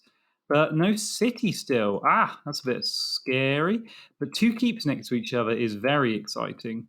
So that's something we're going to be trying to achieve this night, I think, is we want to use Call to Arms to recruit a unit for free, and we want to steal both of these garrisons, maybe get a bit more exploration over here as well. That's a nice deep mine. Ooh, lots of exciting stuff. Okay, so can we deal with the Ironclads this turn? Pretty tough orcs, the Ironclads. Let's see what we can do against them. So obviously they're looking to do 4 brutal attack to us.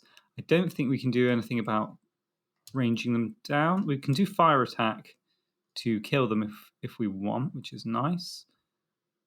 I think we might have to use our motivation here. Oh, we've actually even got hot swordsman, so we're absolutely fine for killing them. We just need to block them, really.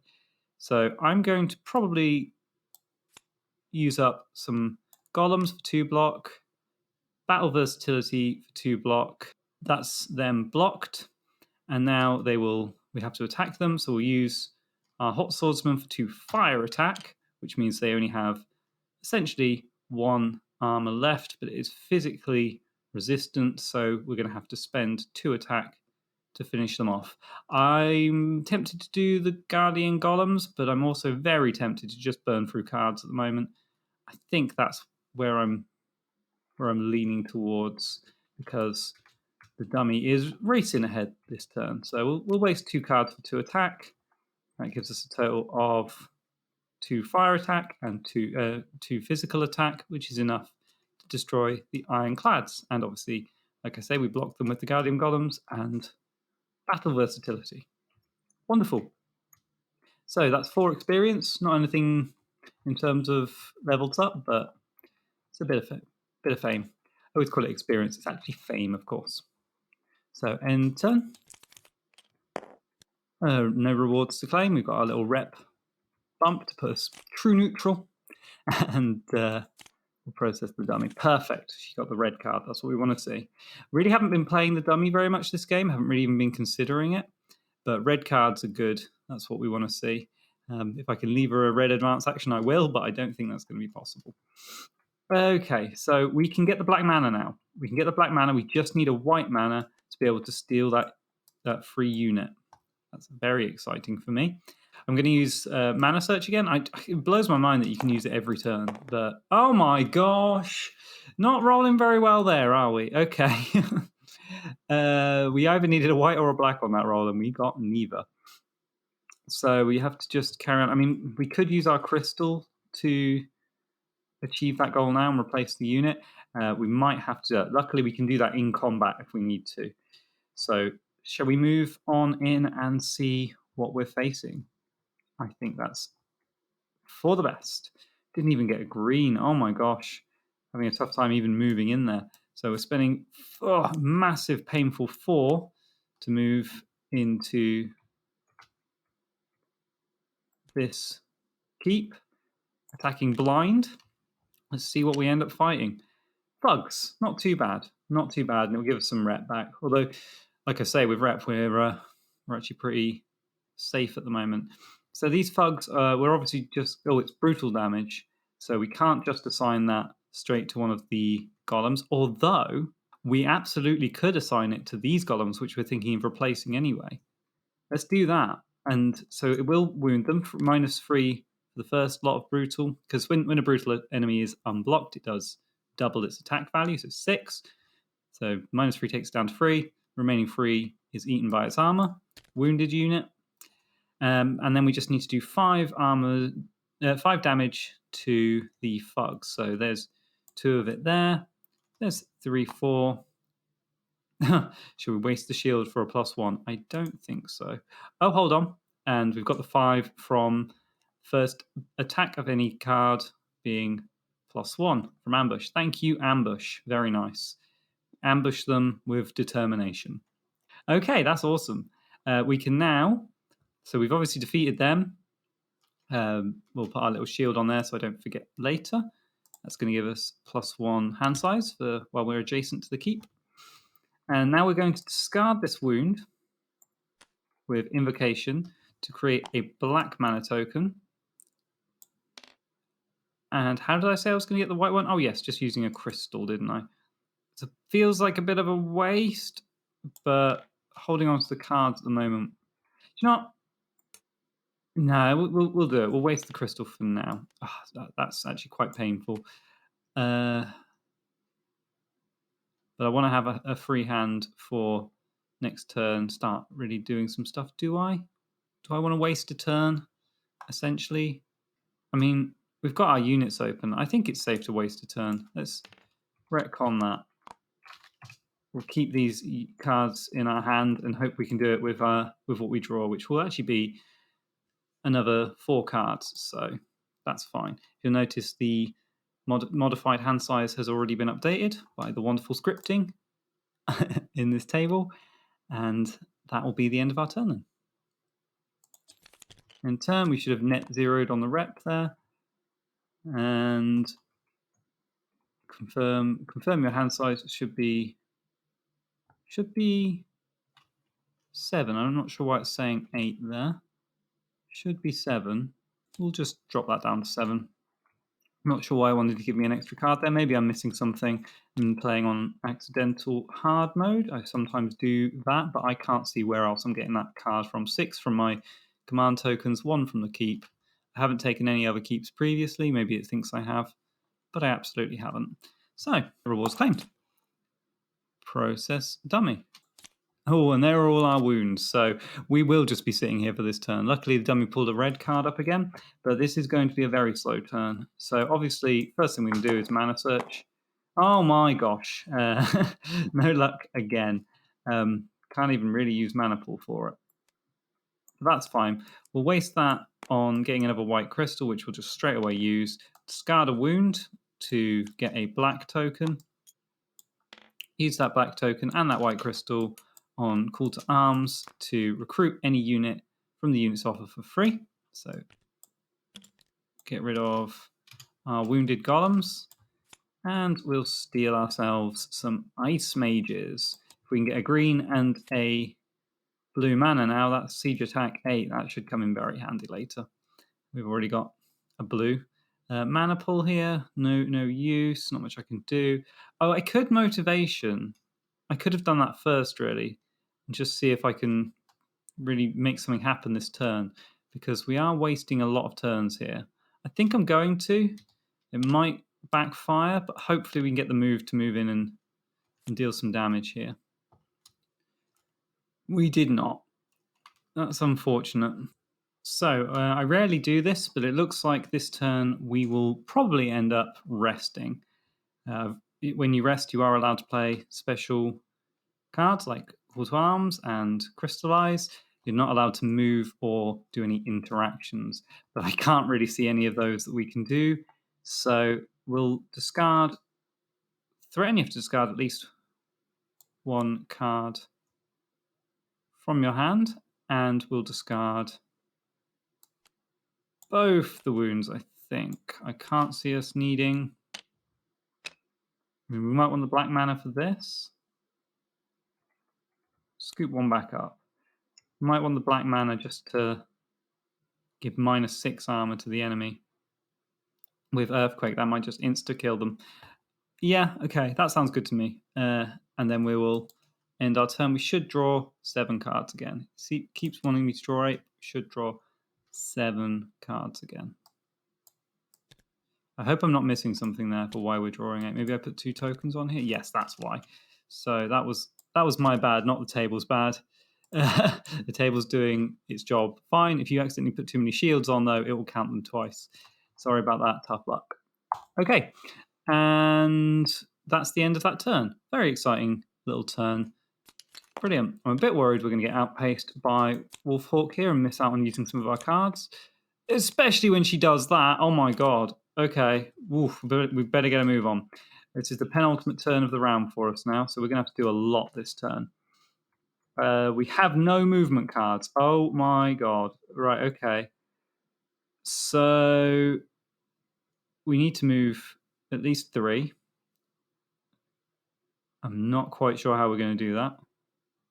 So we're just literally going to have to play 3 cards sideways to move 3. I would say let's mana search. Well, we can mana search in a minute, but let's mana search anyway. We're going to want to. Wow. Okay. That was a great mana search there. So I'm going to spend mana pool. I'm going to spend, I think, concentration. And I'm going to spend, obviously, Rage is just an inferior card to Blood Rage. I'm just not sure whether to put concentration back in my hand and take Blood Rage out. But I'm kind of happy with that. I think that's a good way of doing things. Really wish we'd got a green mana. I'll probably end up discarding Blood Rage for Tremor anyway. So that's 3 movement. That's all we need to... Oh, it's not.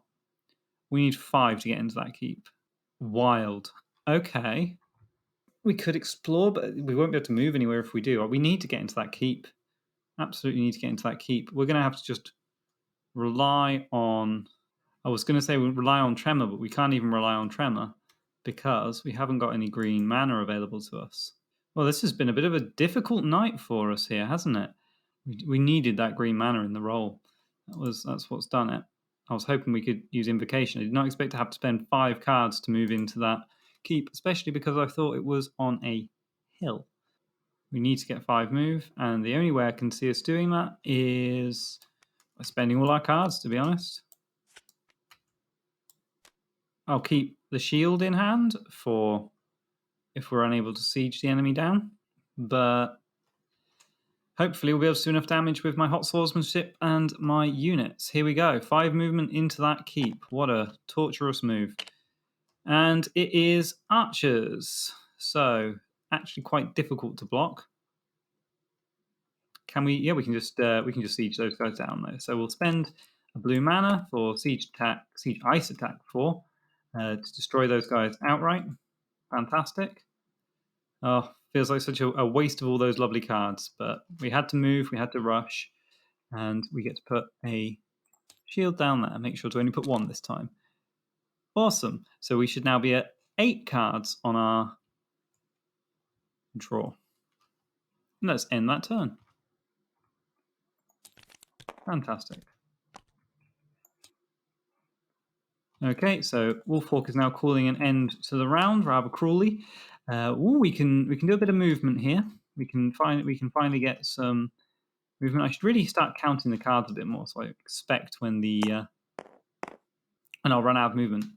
Okay, so that mana search has got us a much better spread there, but I don't think that matters anyway because I can always discard this wound for 1 red anyway. But that means I could probably use it with Decompose. Oh, but that will be throwing away an advanced action. Yarr, cruel. The game's being real evil to me today.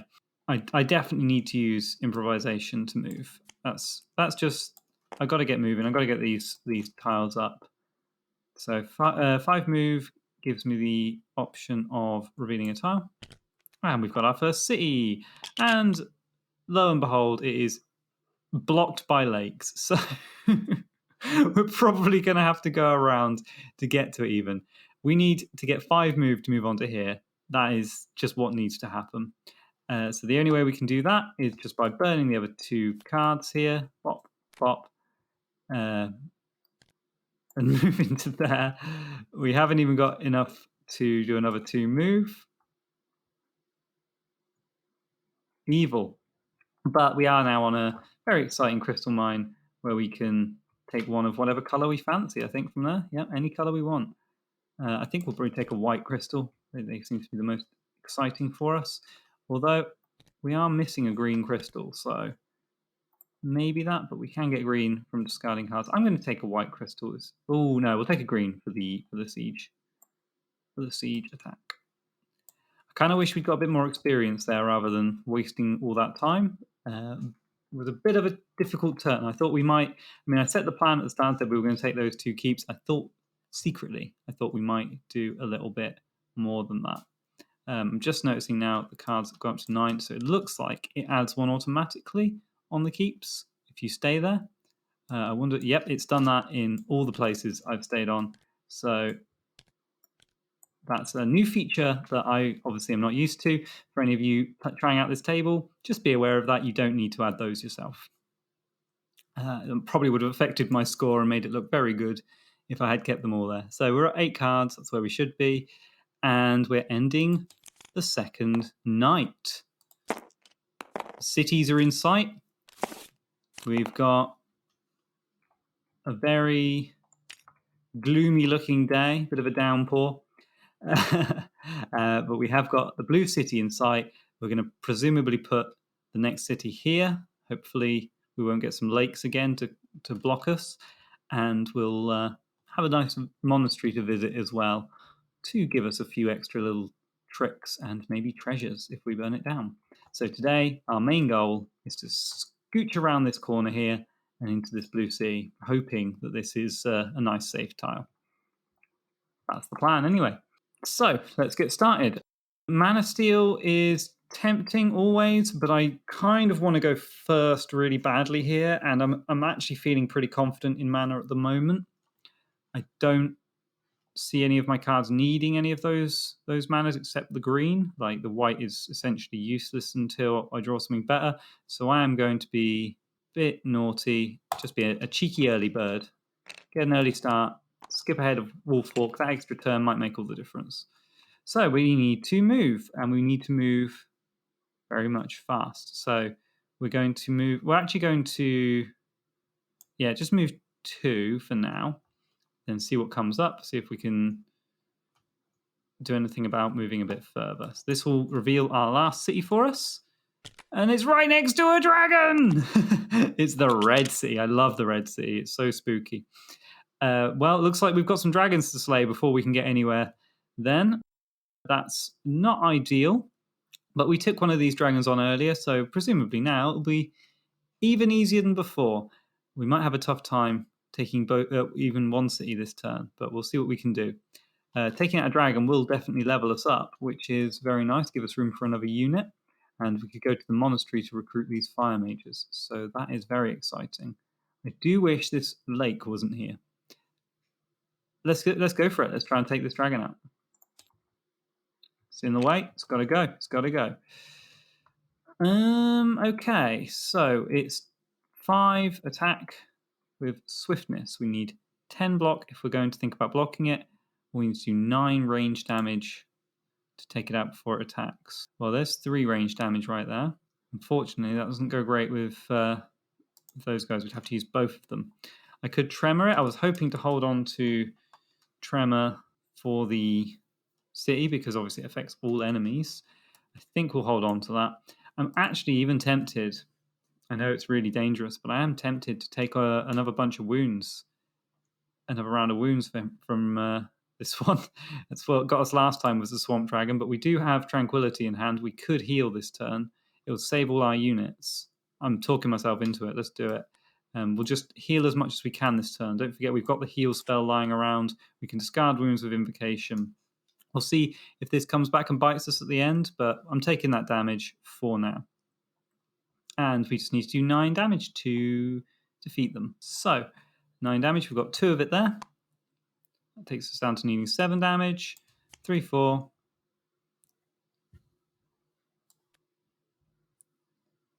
5, 6. And influence is 7. Yep, that looks good to me. I'm quite happy with that. Would like to have kept battle versatility for the cities, but it's not the end of the world losing that.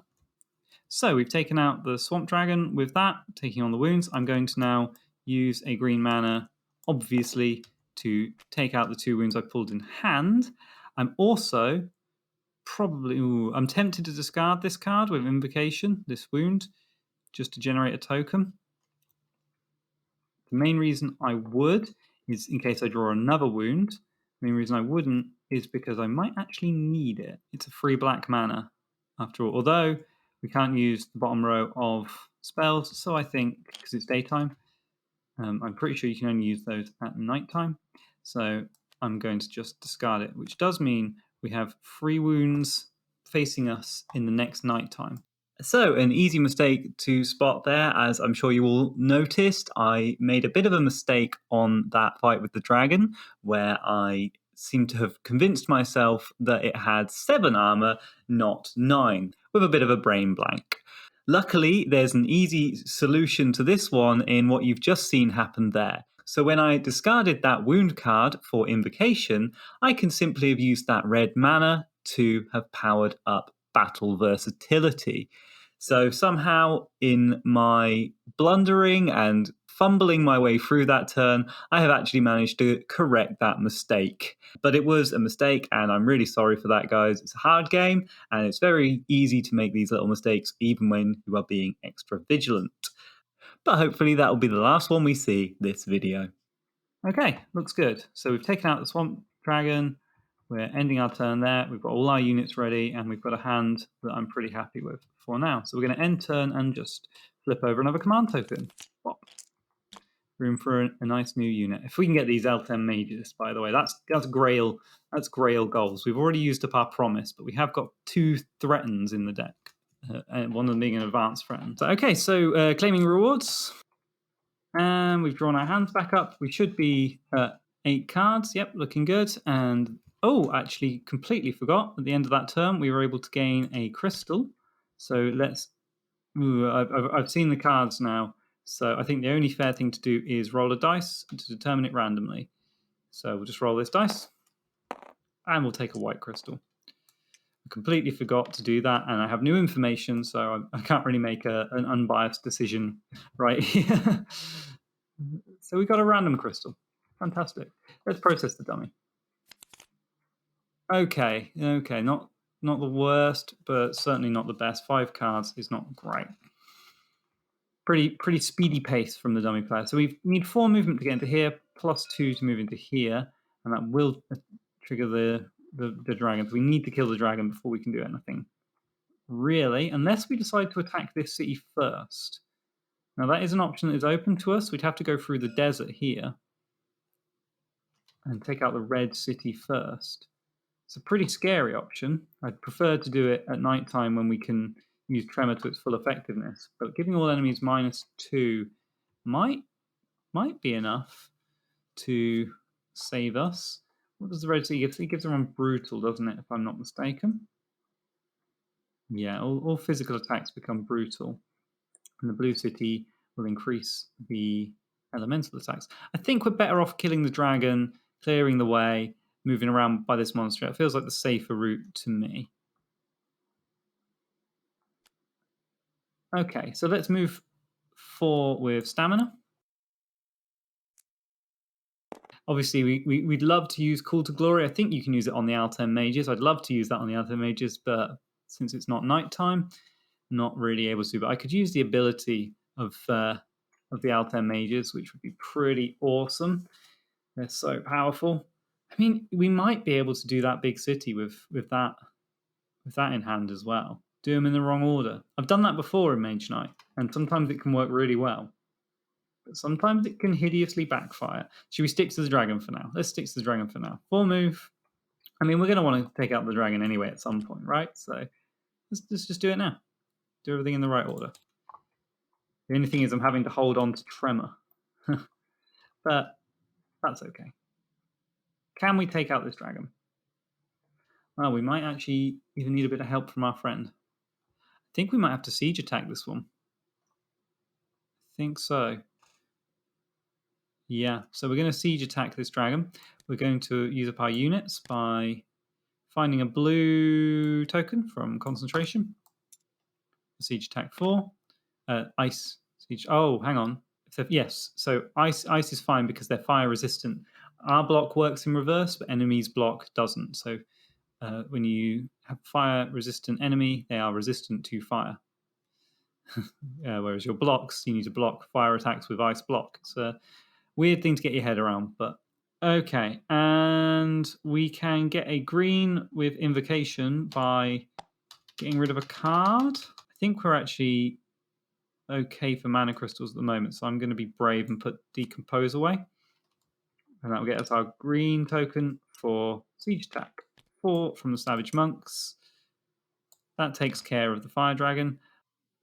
Well, for shame past Scruffy. That's not a good mistake, is it there? As you can see, anyone who knows the game well, I have completely disregarded that dragon's physical resistance. I was so focused on that dragon's fire resistance and whether my ice attack could work on it that I completely forgot about its slightly more devastating physical resistance. And so my total of 4 physical siege attack and 4 ice siege attack is not quite enough to take on that dragon. I would need a total of 2 more siege attack if I'm not mistaken now. So no easy fix for this one. That was just a complete blunder again, and I can only apologize, guys. Sorry about that. Hopefully the city assaults will be slightly less full of errors. I imagine I was just whipping through those dragons a bit quickly and didn't have my concentration hat on like I should when I was playing. Sorry again, guys. Hope you can enjoy the rest of the video. I'm probably going to regret using my siege attack outside of the cities, but well. We needed to take care of that dragon to get anywhere, so that's fine with me. What a good turn. You know what? We could even spend that 2 move from March and move into the monastery this turn as well, because it was a rampaging enemy, so it will have attacked us while we moved into there. And that means we are allowed to see what is in the city facing us. The only thing scaring me there is the freezers. The rest of that, not so worried about. Not so worried about at all. Obviously, saving the siege attack for the freezers would have been nice, but I'm sure we can find another way around them. Because that was a horrible fire dragon, and we didn't want him to absolutely eat us that turn. Let's end turn. Just gain a bunch of fame. Yep. Oh, very close to leveling up again. This siege attack will definitely bring us up, this city attack. We've claimed our 2 reputation for killing it. Looking very popular now. And we can process the dummy. So I think we're almost definitely going to need to use our motivation to have any chance of doing anything in the city here. But let's do that now.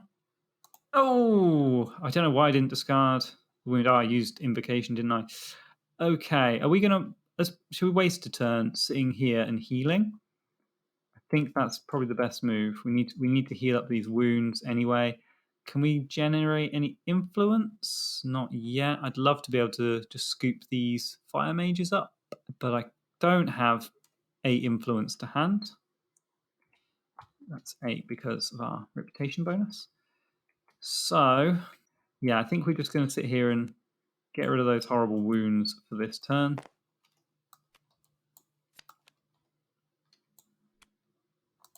Yeah. How are we doing? We've got 11 cards. We've got 8. I think we're doing good for pace. Going first has really helped us there. This early bird turn's given us this moment of breather I mentioned earlier. And getting rid of those wounds now will really help us on the night, I imagine. I'm happy with that. We could crystallize, get rid of a useless card. Maybe swiftness isn't particularly... Oh, actually, swiftness might work because we've got some unfortified enemies in the city here. If we get another swiftness, we might be able to finish one off before they become a problem. Are they that much of a problem? 5 attacks? It's debatable, isn't it? Swiftness on my... I mean, end of the day, we're going to be moving 2 either way, so let's just get rid of March. I don't know why it's a debate. Throw March away for a green or a white. We'll take another white. Oh no, we're committing a green to Tremor for certain, aren't we? So let's take another green in case we pull up something good. We've already used concentration, I think, but yeah. So token becomes a crystal. Token becomes a crystal. Green token from invocation on crystallized becomes a green crystal over there. And we've healed up. We're sitting still, drawing back up to 6 cards.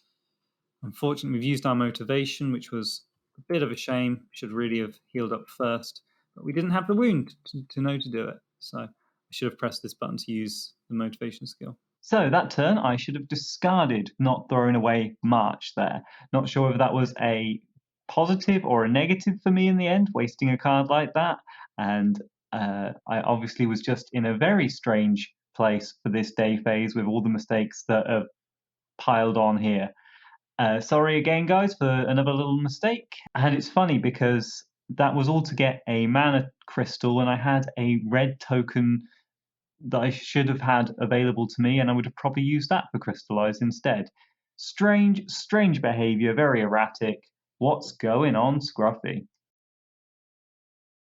Rewards claim, no rewards. Process dummy. Oh no, she's rushing ahead. Capitalizing on my moment of rest. Evil. Ooh, well, there's some influence. This might get us the unit, or we could try and hold on to it. Try and just eke out enough damage to get the Altem mages. I really want the Altem mages, but I don't think with what we've got here, we've got enough to take out the city. We might do, since we can use the Altem mages ability. We might do. Should we try it out? I'm going to block it out now and see how we do. Let's see if we can take them out, guys. If we can, we will. Or even if we get close without spending the Intimidate card, because just getting those Altem mages will set us up so nicely for the night time. Okay, let's work backwards here. Well, we need to try and think about blocking these guys to reduce their attack. We also really need to block the freezers, or we'll be sacrificing units to them. Unfortunately, it's so unfortunate that the damage is 5, not 4. If it was 4, we could just send it straight to the ice mages and they'd be no problem at all. But it's 5, so that's pretty cruel. I mean, we could sacrifice the frost mages, the ice mages, just to take the hit from them, because that is a lot of block otherwise, isn't it? It's 10, swiftness 20. freezers are horrible because they have swiftness and their ice block. So unless you can get fire block 5, I mean, we can get fire block 4. We can get most of the way there with the golems. That's probably how we're going to have to do it, isn't it? Yeah, that's probably how we're going to have to do it.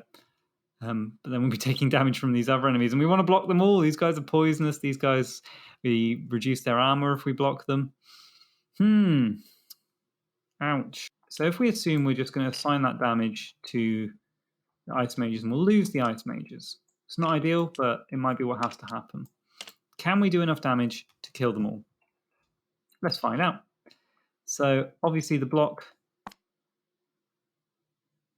we could do block 4, one more block on each. I mean, they do have to be 2 separate lots of 1 block. It can't just be a 2 block, unfortunately. So if we assign that like so, 1 block and 1 block, that means the only thing we're taking damage from are these monks. It's quite a lot of wounds still. Could send them to the guardians. It's going to take a lot to heal them up. I think I'd rather take them myself. That's good. There's still 2 wounds in hand and 2 wounds in discard. Yikes! This is definitely not looking ideal, is it? So here we go. Let's see what we can do. Now we can actually hit them back. So Tremor gives -3 armor or -2 to all enemies. So all enemies are going to be -2 armor. We've blocked this guy, so he's got 1 armor. He's got 6 armor, 4 and 4. Right? Now we're going to use Blood Rage to potentially get 9 attack, but maybe 4, depending on if we want to take another wound. We're actually going to discard a wound invocation for a red token for that. I'm pretty sure you can do that in combat, like take the wounds, then use them. Yep, so that's going to be at least attack 4. And then we're going to spend called Arms with a white crystal to use the ability of one of the units in the offer. We're going to use the Alten Mage's middle row ability there, Cold Fire attack 5, plus you can pay a blue or red, a blue and a red to make it go up to 9, or a blue or a red to make it up to 7. So we can get up to 9 if we've got a blue and a red. We have got a blue and a red, so we'll get 9 Cold Fire attack from them. Let's see what that wipes out. So you're 6. You're 4, so 7, 8, 9, you're 1 left. Then we've got 4 from this is you dead, 3 left, you dead, 2 left. You know what? We'll take the wound and we'll make that 9. We actually didn't even need that much, did we? Let's take that wound away. Hang on. So we've got 9 Cold Fire from the Alten Mages, which is enough to do you're on 5. I miscounted, didn't I? So 9 minus 5 is 4 left. You're on 3, so kills you and you with 1 left over. You're on 1, kills you. You're on 3, killed by Blood Rage. That was plenty. So just to recap that then, the first city assault went something like this. It was a while ago. So we moved into there with I haven't worked out how we're moving into there. Whoops. Oh no, that's brutal. Well, there we go. We'll have to use Intimidate. Here. Unfortunately, I did not want to waste Intimidate, but we're moving in with Swiftness. I'll do this now. I'll play it out. Moving into the keep. It's just moved all the figures there for me, but that's fine. We moved into keep. We're skipping the siege attack phase, very unfortunately. I told you that would hurt. And then we're moving straight into the attack and block phase. So we're leaving the freezers unblocked. We're going to block the shock troops and a monk with the 2 lots of 4 block from here.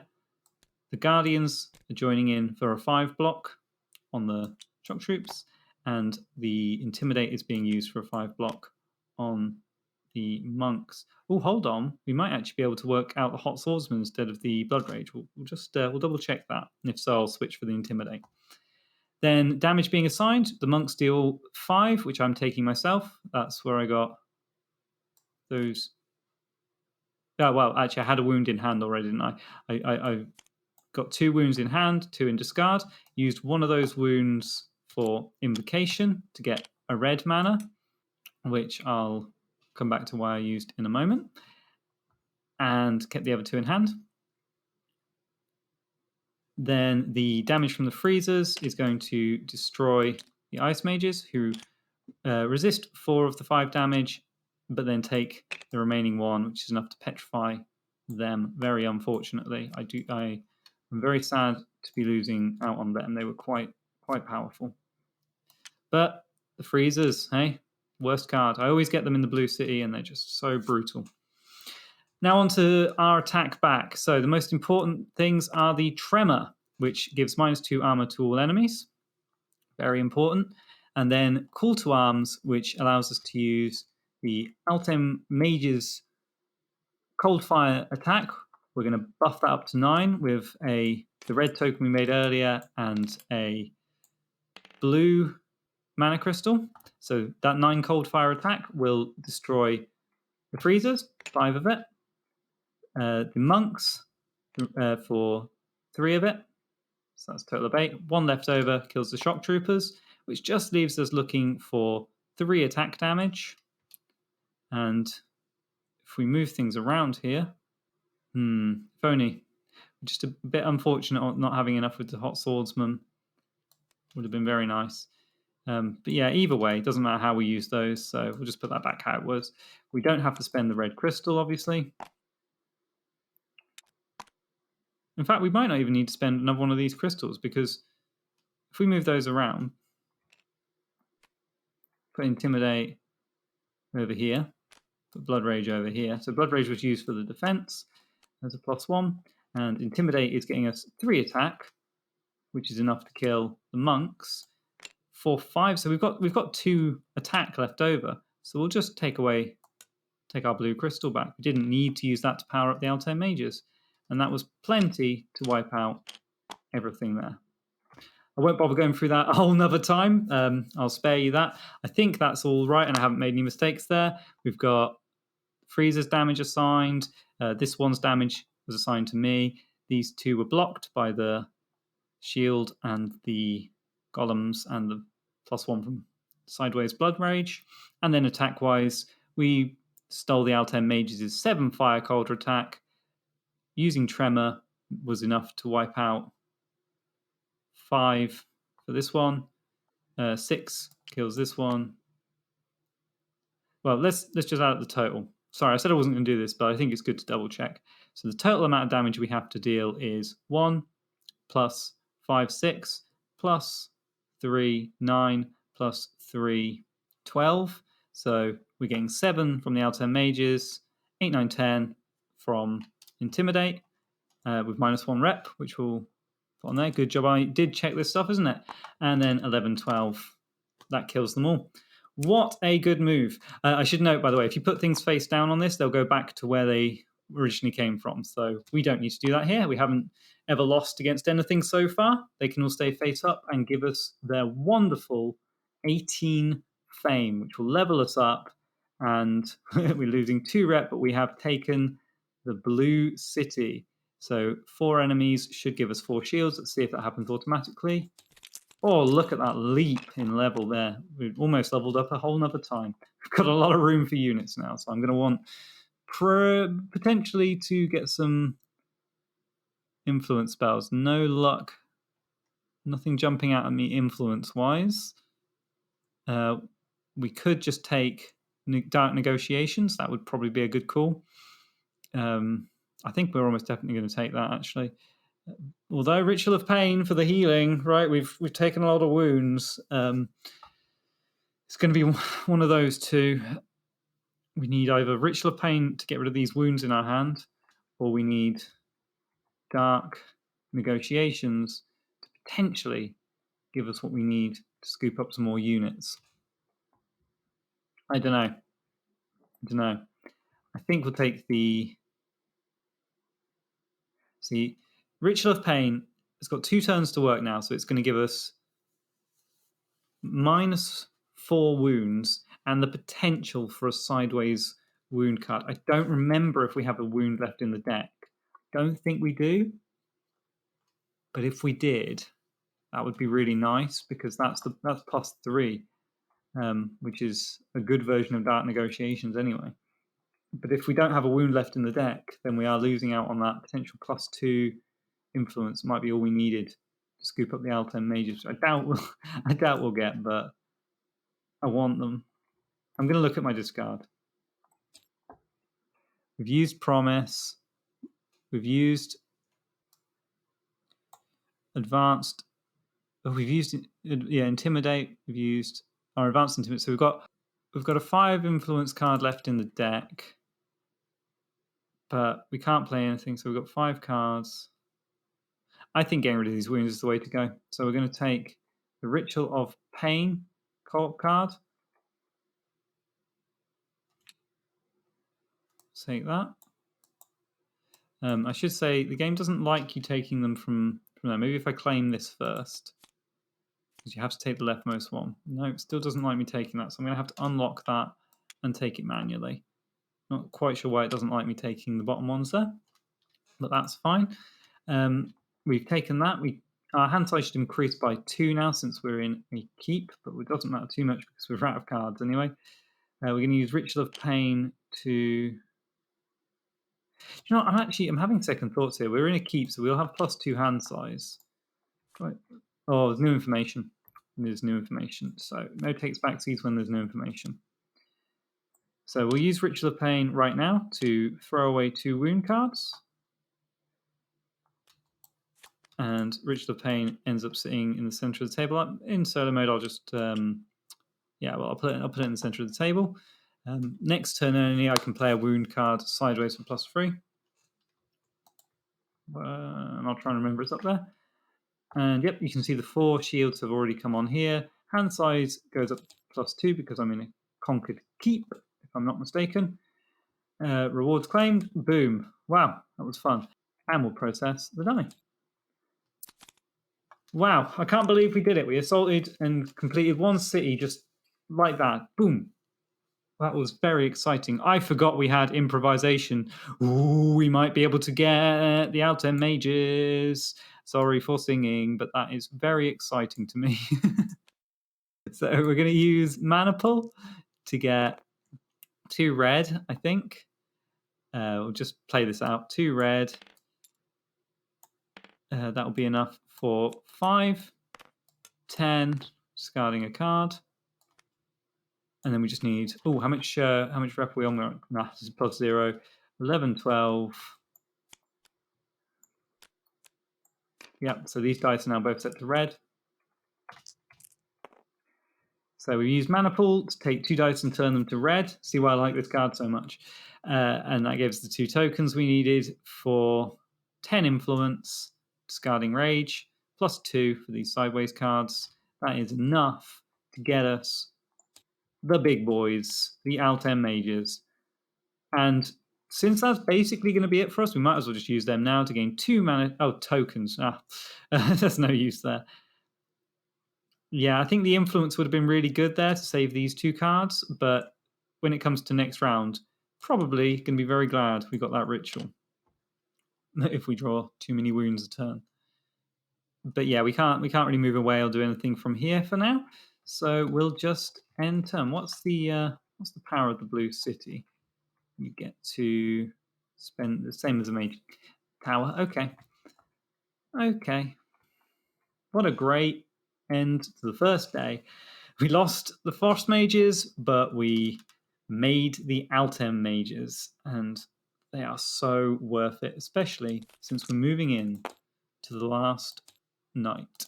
Well, it wouldn't be a proper end to this mistake-filled day without one last little tiny hiccup, and that is I forgot to lose 1 rep for playing the stronger version of Threaten there. So only a tiny little mistake, and I don't think it comes back into play later in the game, but just rounding off a day of goofs. There we are. At least we got the city assault right. Here we go. Last round of the game. There's those 2 wounds, so we might want to get rid of those straight away, or we might want to slowly drop them into our discard and just take them as minus points at the end of the game. Can we recruit anything from in here? Yes, we absolutely can. We could get ourselves some catapults or some heroes. I hate heroes. They're my least favorite card in the whole game, whichever version. The fact that you have to pay influence to use them makes me so sad. But the catapults I would like. So let's see if we can afford them or do anything to get them. Well, we could take preparation and search for a nice influence card. That seems sensible to me. And yeah, I think that's what we're going to have to do. I don't see us getting influence from anything else, so we might have to burn some cards. Now, we could go a bit more risky and try a bit of Midnight Meditation to hope we pull up multiple influence cards. But the chances of us getting more than one, I think, are pretty slim. And I'm quite happy to work with what I've got in my hand. It would mean we get to go before Wolfhawk, but if we don't pull up any influence cards, we're in trouble. Oh, this is nice. I've never noticed this before. It tells you what's in your deck, roughly, so you don't have to remember. I'm not sure how happy I am with that or how much that's cheating, but I'm looking at it now because I'm a naughty little cheat. There are 20 cards in the deck, and 4 of those are influence. So if we're throwing back 4 cards, 4 draws, 4 out of 20, 4 times, I think the chances are pretty good I'm going to get at least 1, right? I'm not very good at maths. That's difficult probabilities. 4 out of 20 times 4. I have no idea. I have no idea about the probability of that. And obviously it would go down if you do draw 1 to 3 out of 20. So that's some advanced mathematics that I'm not willing to risk. I really, if I was playing for score, I think I'd take Midnight Meditation just for the extra points from beating the dummy player quicker. But I'm just playing a win today, guys. So hope you don't mind me taking the safe option there. Oh, I need to actually search with that. So when you take the tactic, search your deck, any card, and put it into your hand. So we're going to have a little look for the best influence card we can find right now. Threaten might be the one, but there's Advanced Threaten as well, which is... that's not Advanced Threaten. Advanced Threaten, which is... that's 8 influence. We'll take that. We'll take that. Thank you. Okay, so let's do this. We're going to use Invocation, discard a wound to get a red token. We're going to use that for Intimidate, Advanced Intimidate, 8 influence and -2 rep. Let's drop that rep down now. And we just need 1 more influence, which we'll take from... let's waste Determination. It's only a basic card, I'm not that interested in it. And that gives us some siege catapults. Oh, I call them siege catapults, just catapults. Oh, sorry, I'm acting out of turn here. The dummy goes first. Of course they do. Now we take it. See the catapults slot in there, and we have a very nice looking array of units for that last city. I'm feeling very confident, I think, moving forward. And we're ready to leave this city next turn. Good pace, good start. The only thing that I can see us losing on is time. Wolfhawk is really picking up the pace now, and she has a lot of white mana crystals. I'd love to spend a turn burning down this monastery and then press on. I think I might do that because I've got time to do, I think, what a little wasted move there. Burn down that monastery. It will give us a level as well, which is really nice. We can't really do anything about getting a unit, but maybe we could if we draw our lovely spell. Let's do it. We'll burn down that monastery. Let's go out with a bang. Okay, I think we can handle these guys. I might have to use a unit for them, but I'm not using my siege attack units this time around. So fire attack 6, which means we need ice block 4, and then a bit more block. Why did I throw away determination? Oops. Let's block 4. And then rage for 2 more block, and then we just need 2 more block. 1. Am I going to throw away mana pool? I'm going to throw away mana pool. I might regret that. So that's 4 block plus 4 ice block. That's plenty to block those guys. Oh, now we still need to actually kill them. What was I thinking taking these guys on? How am I going to kill them? Either way, it's costing me another card, however I do this. I think we're going to have to... If we'd used ambush to move, we'd be in a much happier place right now. Theoretically, we could just take the wounds.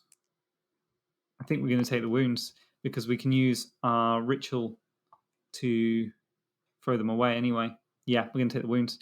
So he's doing 2 wounds to me, right? And then I'm going to attack him for 2 using invocation. Did I already do that? No, I didn't already do that this turn. Invocation with the wound we already had in hand. So that's 4, 5, 6. We'll use the hot swordsmanship for the regular attack, obviously not the fire attack in this case. And that's him defeated. We'll also, at the end of our turn, use Ritual of Pain to throw away 2 wounds. We're going to have a bit of a difficult score this game, but that's another treasure. And I think that was a nice, worthwhile dalliance. So this time I think we have to do this one manually because you can end your turn on a monastery and not burn it all to hell. So what are we looking at? We've got a bow for ranged attack, not so useful in a city. And we've got the Swords of Justice. Nice for just raw attack, I suppose. Yeah, could be helpful. Well, the bottom row is like, each of your ranged attack this turn is either doubled or becomes siege attack. Wow. I mean, if we pulled up some ranged attack, that'd be pretty cool. Ooh, I do like the bottom row of Swords of Justice, removing the physical resistance from the enemies. That might actually be what swings it. So we'll take Swords of Justice. I think that's the most useful for a city assault, like the one we're facing. Although we are pulling up a lot of cold fire attacks. Luckily, we can make them all siege attack. We could just make all our attacks siege attack if we pull up some black mana with the L10 mages, and we can get black mana quite easily if we draw one of our other wounds. So let's end turn and level up. Got that last command token there, but unfortunately can't do much with that. Rewards claimed. Process dummy. There's that wound we wanted. So the dummies sat with 8 cards left in the deed deck. We need to start getting over there quickly now. So 4, 6 move to get in. Okay.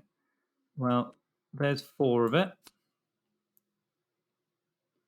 Wow, do it with this. There's 4 of it, 5, 6. Question is, do I want to use mana pull right now?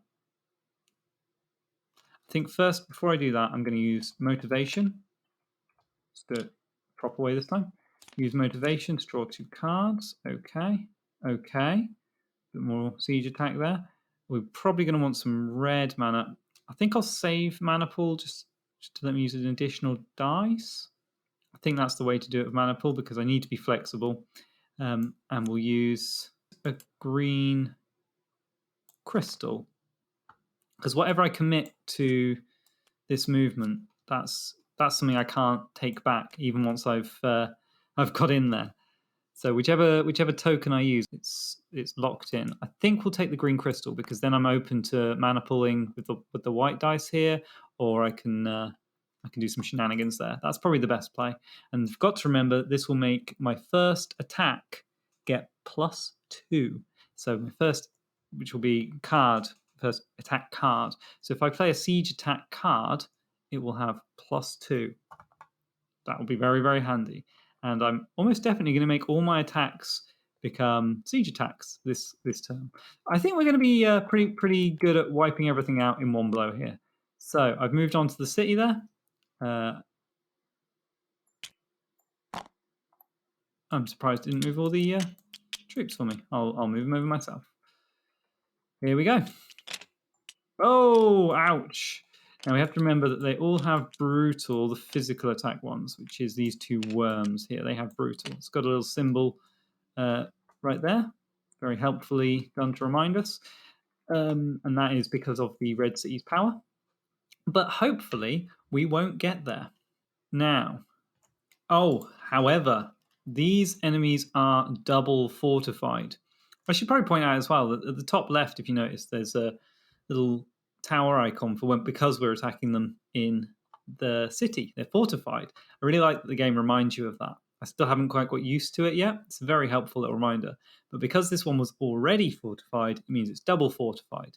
So it's going to be immune to our lovely siege attack barrage this turn. That might cause quite a big problem because that's really what we're going to be relying on is our siege attack this turn. But let's see what we can do, shall we? So the first thing I think we're going to want to do is to discard the wound with invocation. That will get us a black mana token. Right? We'll use that with the Altem Mages to make all of the attacks you play this combat become siege attacks, in addition to any element types they have. Next, we're going to use the bottom row of Swords of Justice to double the contribution of all physical attacks you play during your attack phase. That's unfortunate.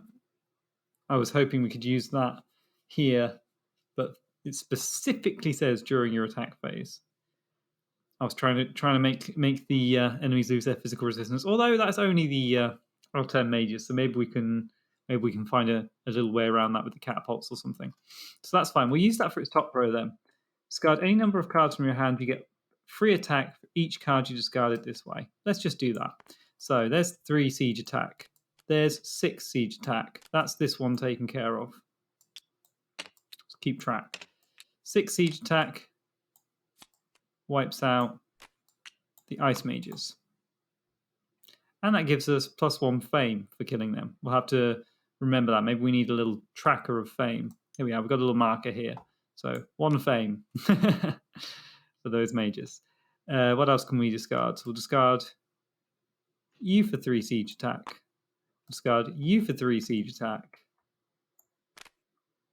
And we just need 1 more siege attack. We'll use the Guardians for 2 to attack. All attacks you play this combat. I hope that will apply to the golems. It says play. It doesn't say all attack cards you play.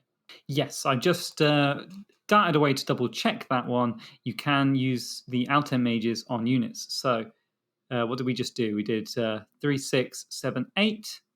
That's enough to kill you. 1 left over. Unfortunately, we're going to have to waste that because we can't chump the Altem Mages in with that, I don't think. It's not going to work out. But that's fine because we can use the bottom row of this for 3 fire attack.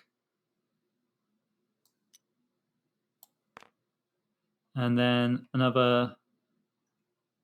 actually, we don't need to use the golems there. We can use my hot swordsmanship to take care of the freezers, save them.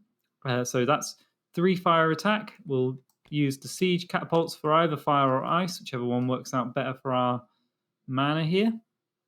Don't think it makes any sort of difference. Why am I discarding useful cards here? Let's scoop this one back up and let's get rid of Threaten, shall we? What am I doing?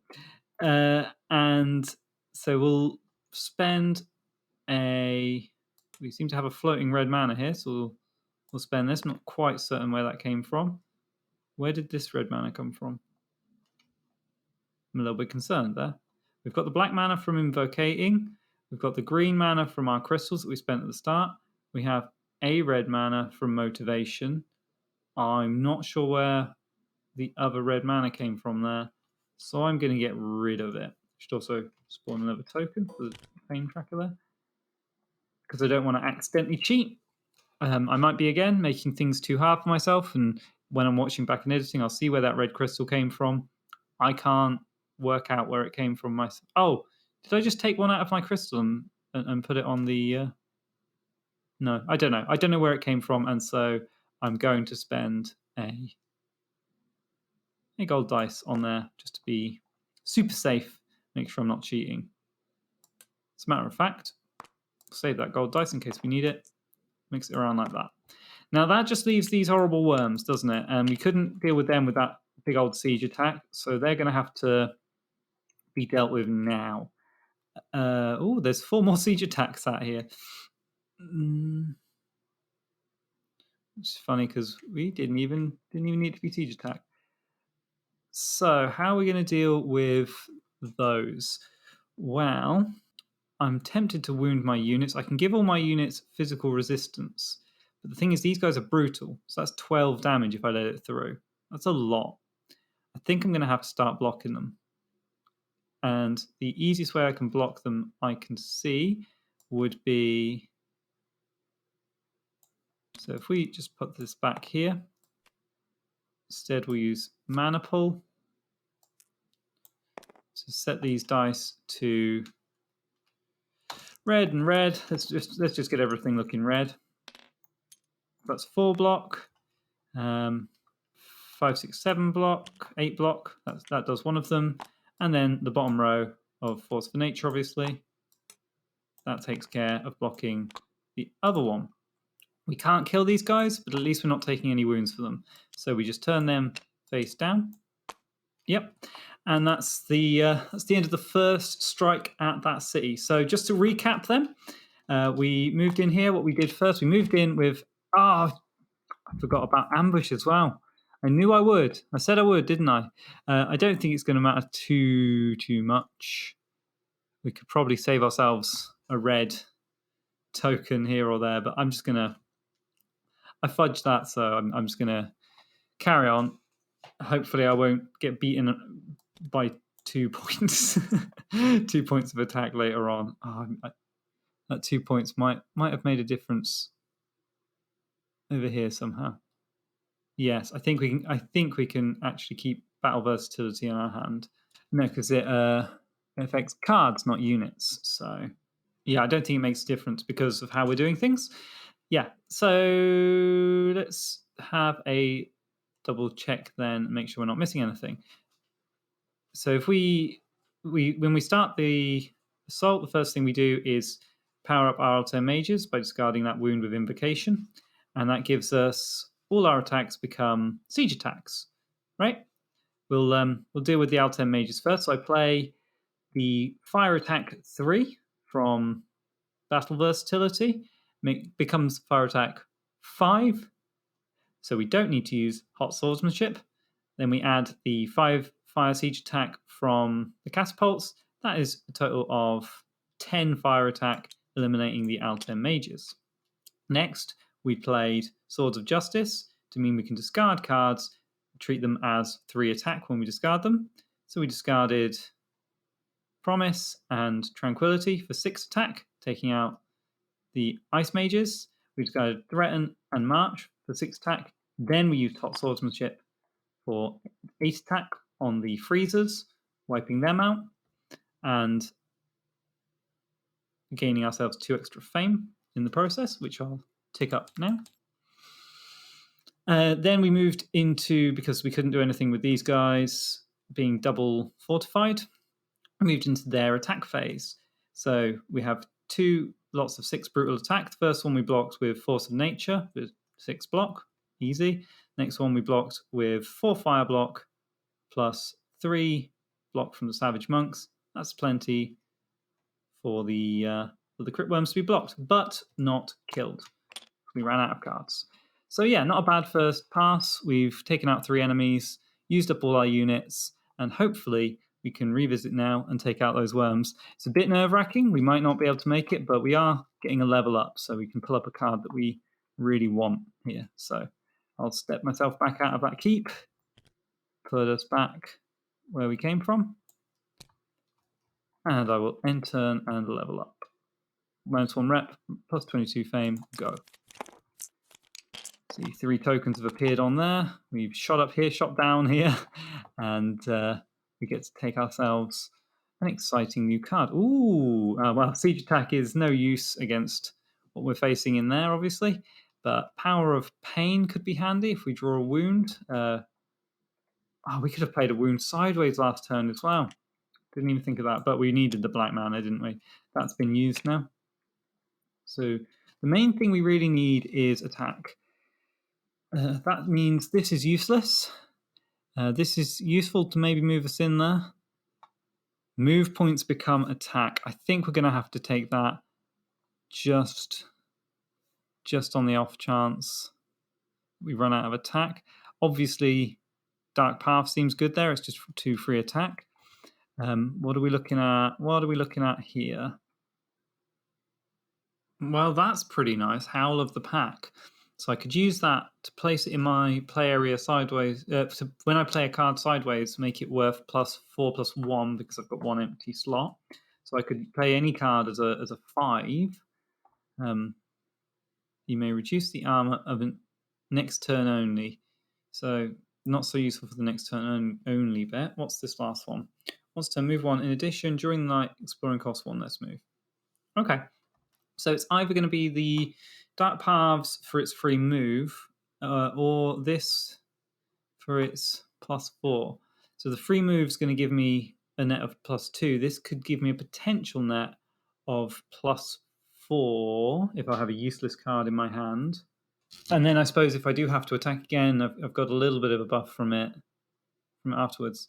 Yeah, I think I'll take Howl of the Pack then. I struggle with these co-op skills because they're a bit complicated, and I always worry I'm going to get the rules on them a bit wrong. But it seems to be saying that you can put it in you can activate it to play a card sideways to make it worth +5. And then next turn, it reduces the armor of an enemy by 1 and 1 attack for the same or another enemy. Yeah, that makes sense. You can see all the symbols there. It's like reading arcane runes. So since we took from down here, we have to take agility, which is fine because that's what I wanted anyway. And now we say rewards have been claimed from leveling up, and we process that dummy.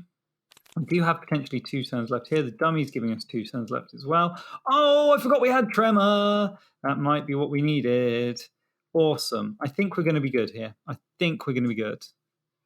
Let's find out. So we only need the top row of this. It's the same as the bottom row because ranged attack isn't going to be very useful. So we just need to use that for its move 2 effect. It means we can now spend movement as attack.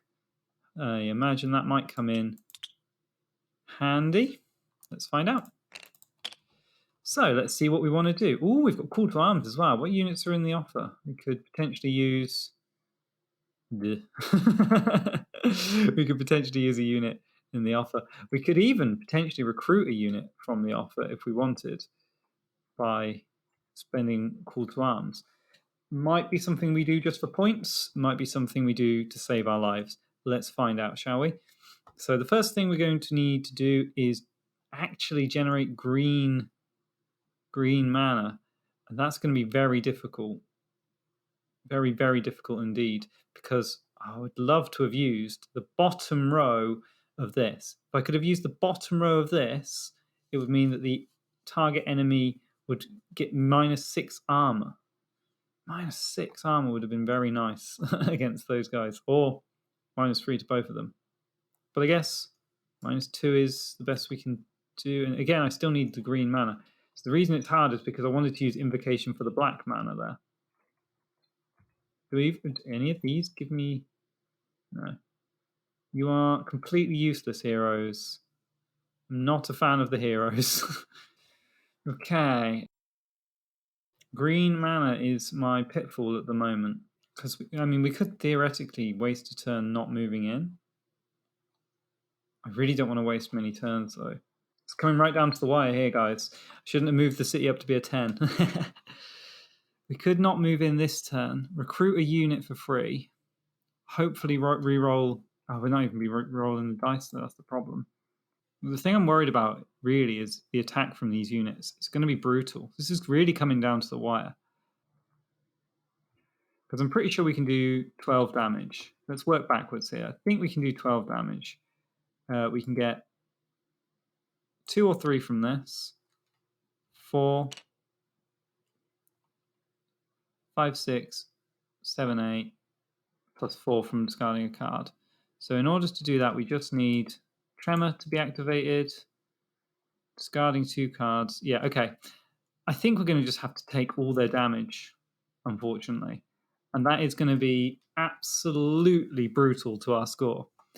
But it's what needs to happen. So let's do it. So here we go. First things first, we're going to discard a card for... I think we'll keep heal in our hand. I think that's going to be the best way to keep points here. I'd love to keep Call to Arms in and recruit a unit for free. Would a unit be able to save us here? I mean, we could theoretically use Call to Arms to reduce one of the enemy's attacks. I think we need all the cards, like I just said. Let's find out how that would work. So we're using Call to Arms to reduce, we're using the ability on the shock troops to reduce one enemy's attack by 3. Any damage from this test must be assigned to this unit first, even if the enemy had assassination. Not sure how that works if you don't own the unit. I guess because you can't assign it to them, it doesn't assign it to them. But we'll reduce one of the enemy's attack by 3. That's going to save us a bunch of wounds. So he's got -3 attack. And then we're going to take all the damage.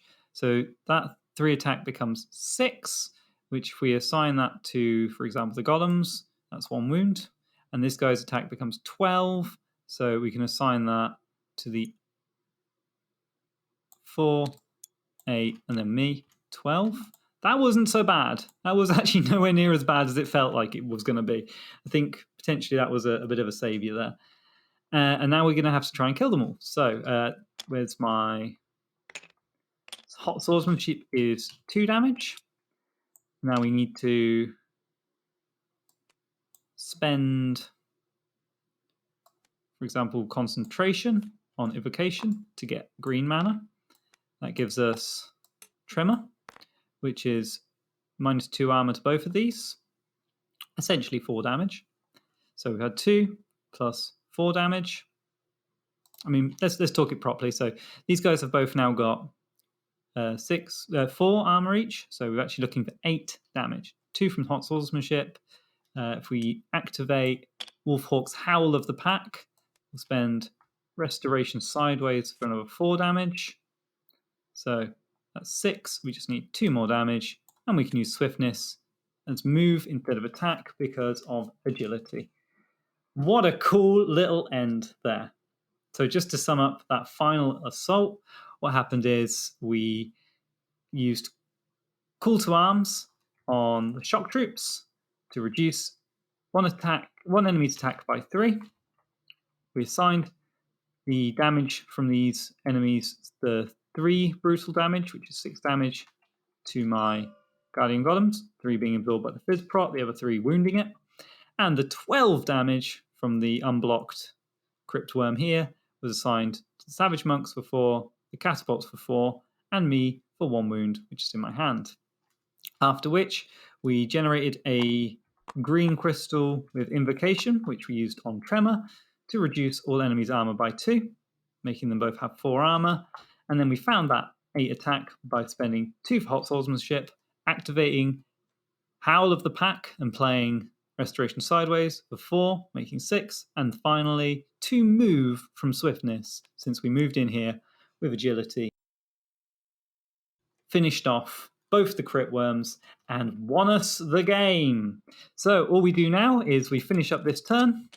We say rewards claimed. Have a look at rewards claimed. Have a look at our lovely score down there, looking very nice. And instead of processing the dummy, we get to take 1 extra turn. So they'll stay where they are. We'll get to take 1 extra turn here. I'm not sure that there is implementation in that in the table yet. I would have to have a look around, and I haven't. So we are currently in the Red City. We should have drawn, actually, yeah, we drew our whole deck, so that's fine. Now we're just trying to look for scooping up some last points, either by healing up or slaying a nearby monster. There's nothing up here to slay. I don't think we can handle 2 purple enemies. We could maybe scoop up some crystals. I don't think we can heal anywhere. Scoop up a unit or 2? No, we've got -5 rep. I'm not seeing us picking up a unit. So I think we're just going to spend this turn picking up as many crystals as we can, really. Each pair of crystals being worth a point. That seems a bit of a sad way to end, but it was a tough fight right at the end there. So we're going to scoop up some crystals however we can now. Yep, we'll discard Blood Rage to Improvisation to move over to this mine here. That's going to give us a red crystal at the end, which I'll just take now. We're going to use Decompose with a red mana to throw away Crystallize. Weirdly, considering we're picking up crystals, it gets us one of each of the other crystals. And we're just going to rest on our Shield of the Fallen Kings and nurse our 3 wounds in hand. And that is the end of the game. So shall we check out that score? If I just tidy up here a little bit. There we go. Pop these in my discard so they're definitely getting counted. Out of the pack's been used now. And yeah, let's see what we got. Ooh, very nice score. 188. Not quite 200, but a very respectable score. I always aim for 200 when I play. I think that's a very good score. But 188, considering how much of a hard battle we had and so many awkward little encounters, I'm very proud of that. If you notice our base score there is very, very good. Didn't quite loop around, unfortunately. I like to loop around when I play, but yeah, and if we take a look back over the map from where we started, took out the Mage Tower there. Remember that little tiny orc diggers, I think they were. Scooped up here, did another tower and orc. And we just, this was where it really got us. This wall of movement here. We were completely blocked off with 5 move spaces. But we managed to recover, took out a couple of monastery and a Mage Tower. That was a nice little bit there. Scooted up here and again, hit a wall of water, forcing us to go through the foresty area and around here. And having to take the dragons on before we even got the keep. But we did manage to get the keep, even in that last day, take the L10 mages, burn down the monastery on our way to the Red City, where we finally, in 2 attempts, defeated it. And sat resting on a mine on our shield at the end there. What a great game. Well played, Arythea. And I hope you guys enjoyed it. This has been the 2nd ever Mage Knight playthrough. I really enjoyed it myself. Yes, indeed. Thank you guys so much for watching. I really enjoyed making this video, and despite those few errors, especially on the last daytime, I think we went through fairly well. I do apologize again, as I've said all video, for those numerous little mistakes, and I hope it didn't put you off enjoying the video and the playthrough. And I hope it didn't put anyone off trying Mage Knight out for the first time. I think they're part of the journey, finding your feet with the mechanics and not being afraid to make those mistakes. I did intend for this video to be mistake-free and was once again humbled. Maybe in a few videos' time, I'll get it just right and it will be a massive celebration in the description for everyone closely watching the Mage Knight series as it evolves and develops. This episode was made as part of the Always Player One podcast.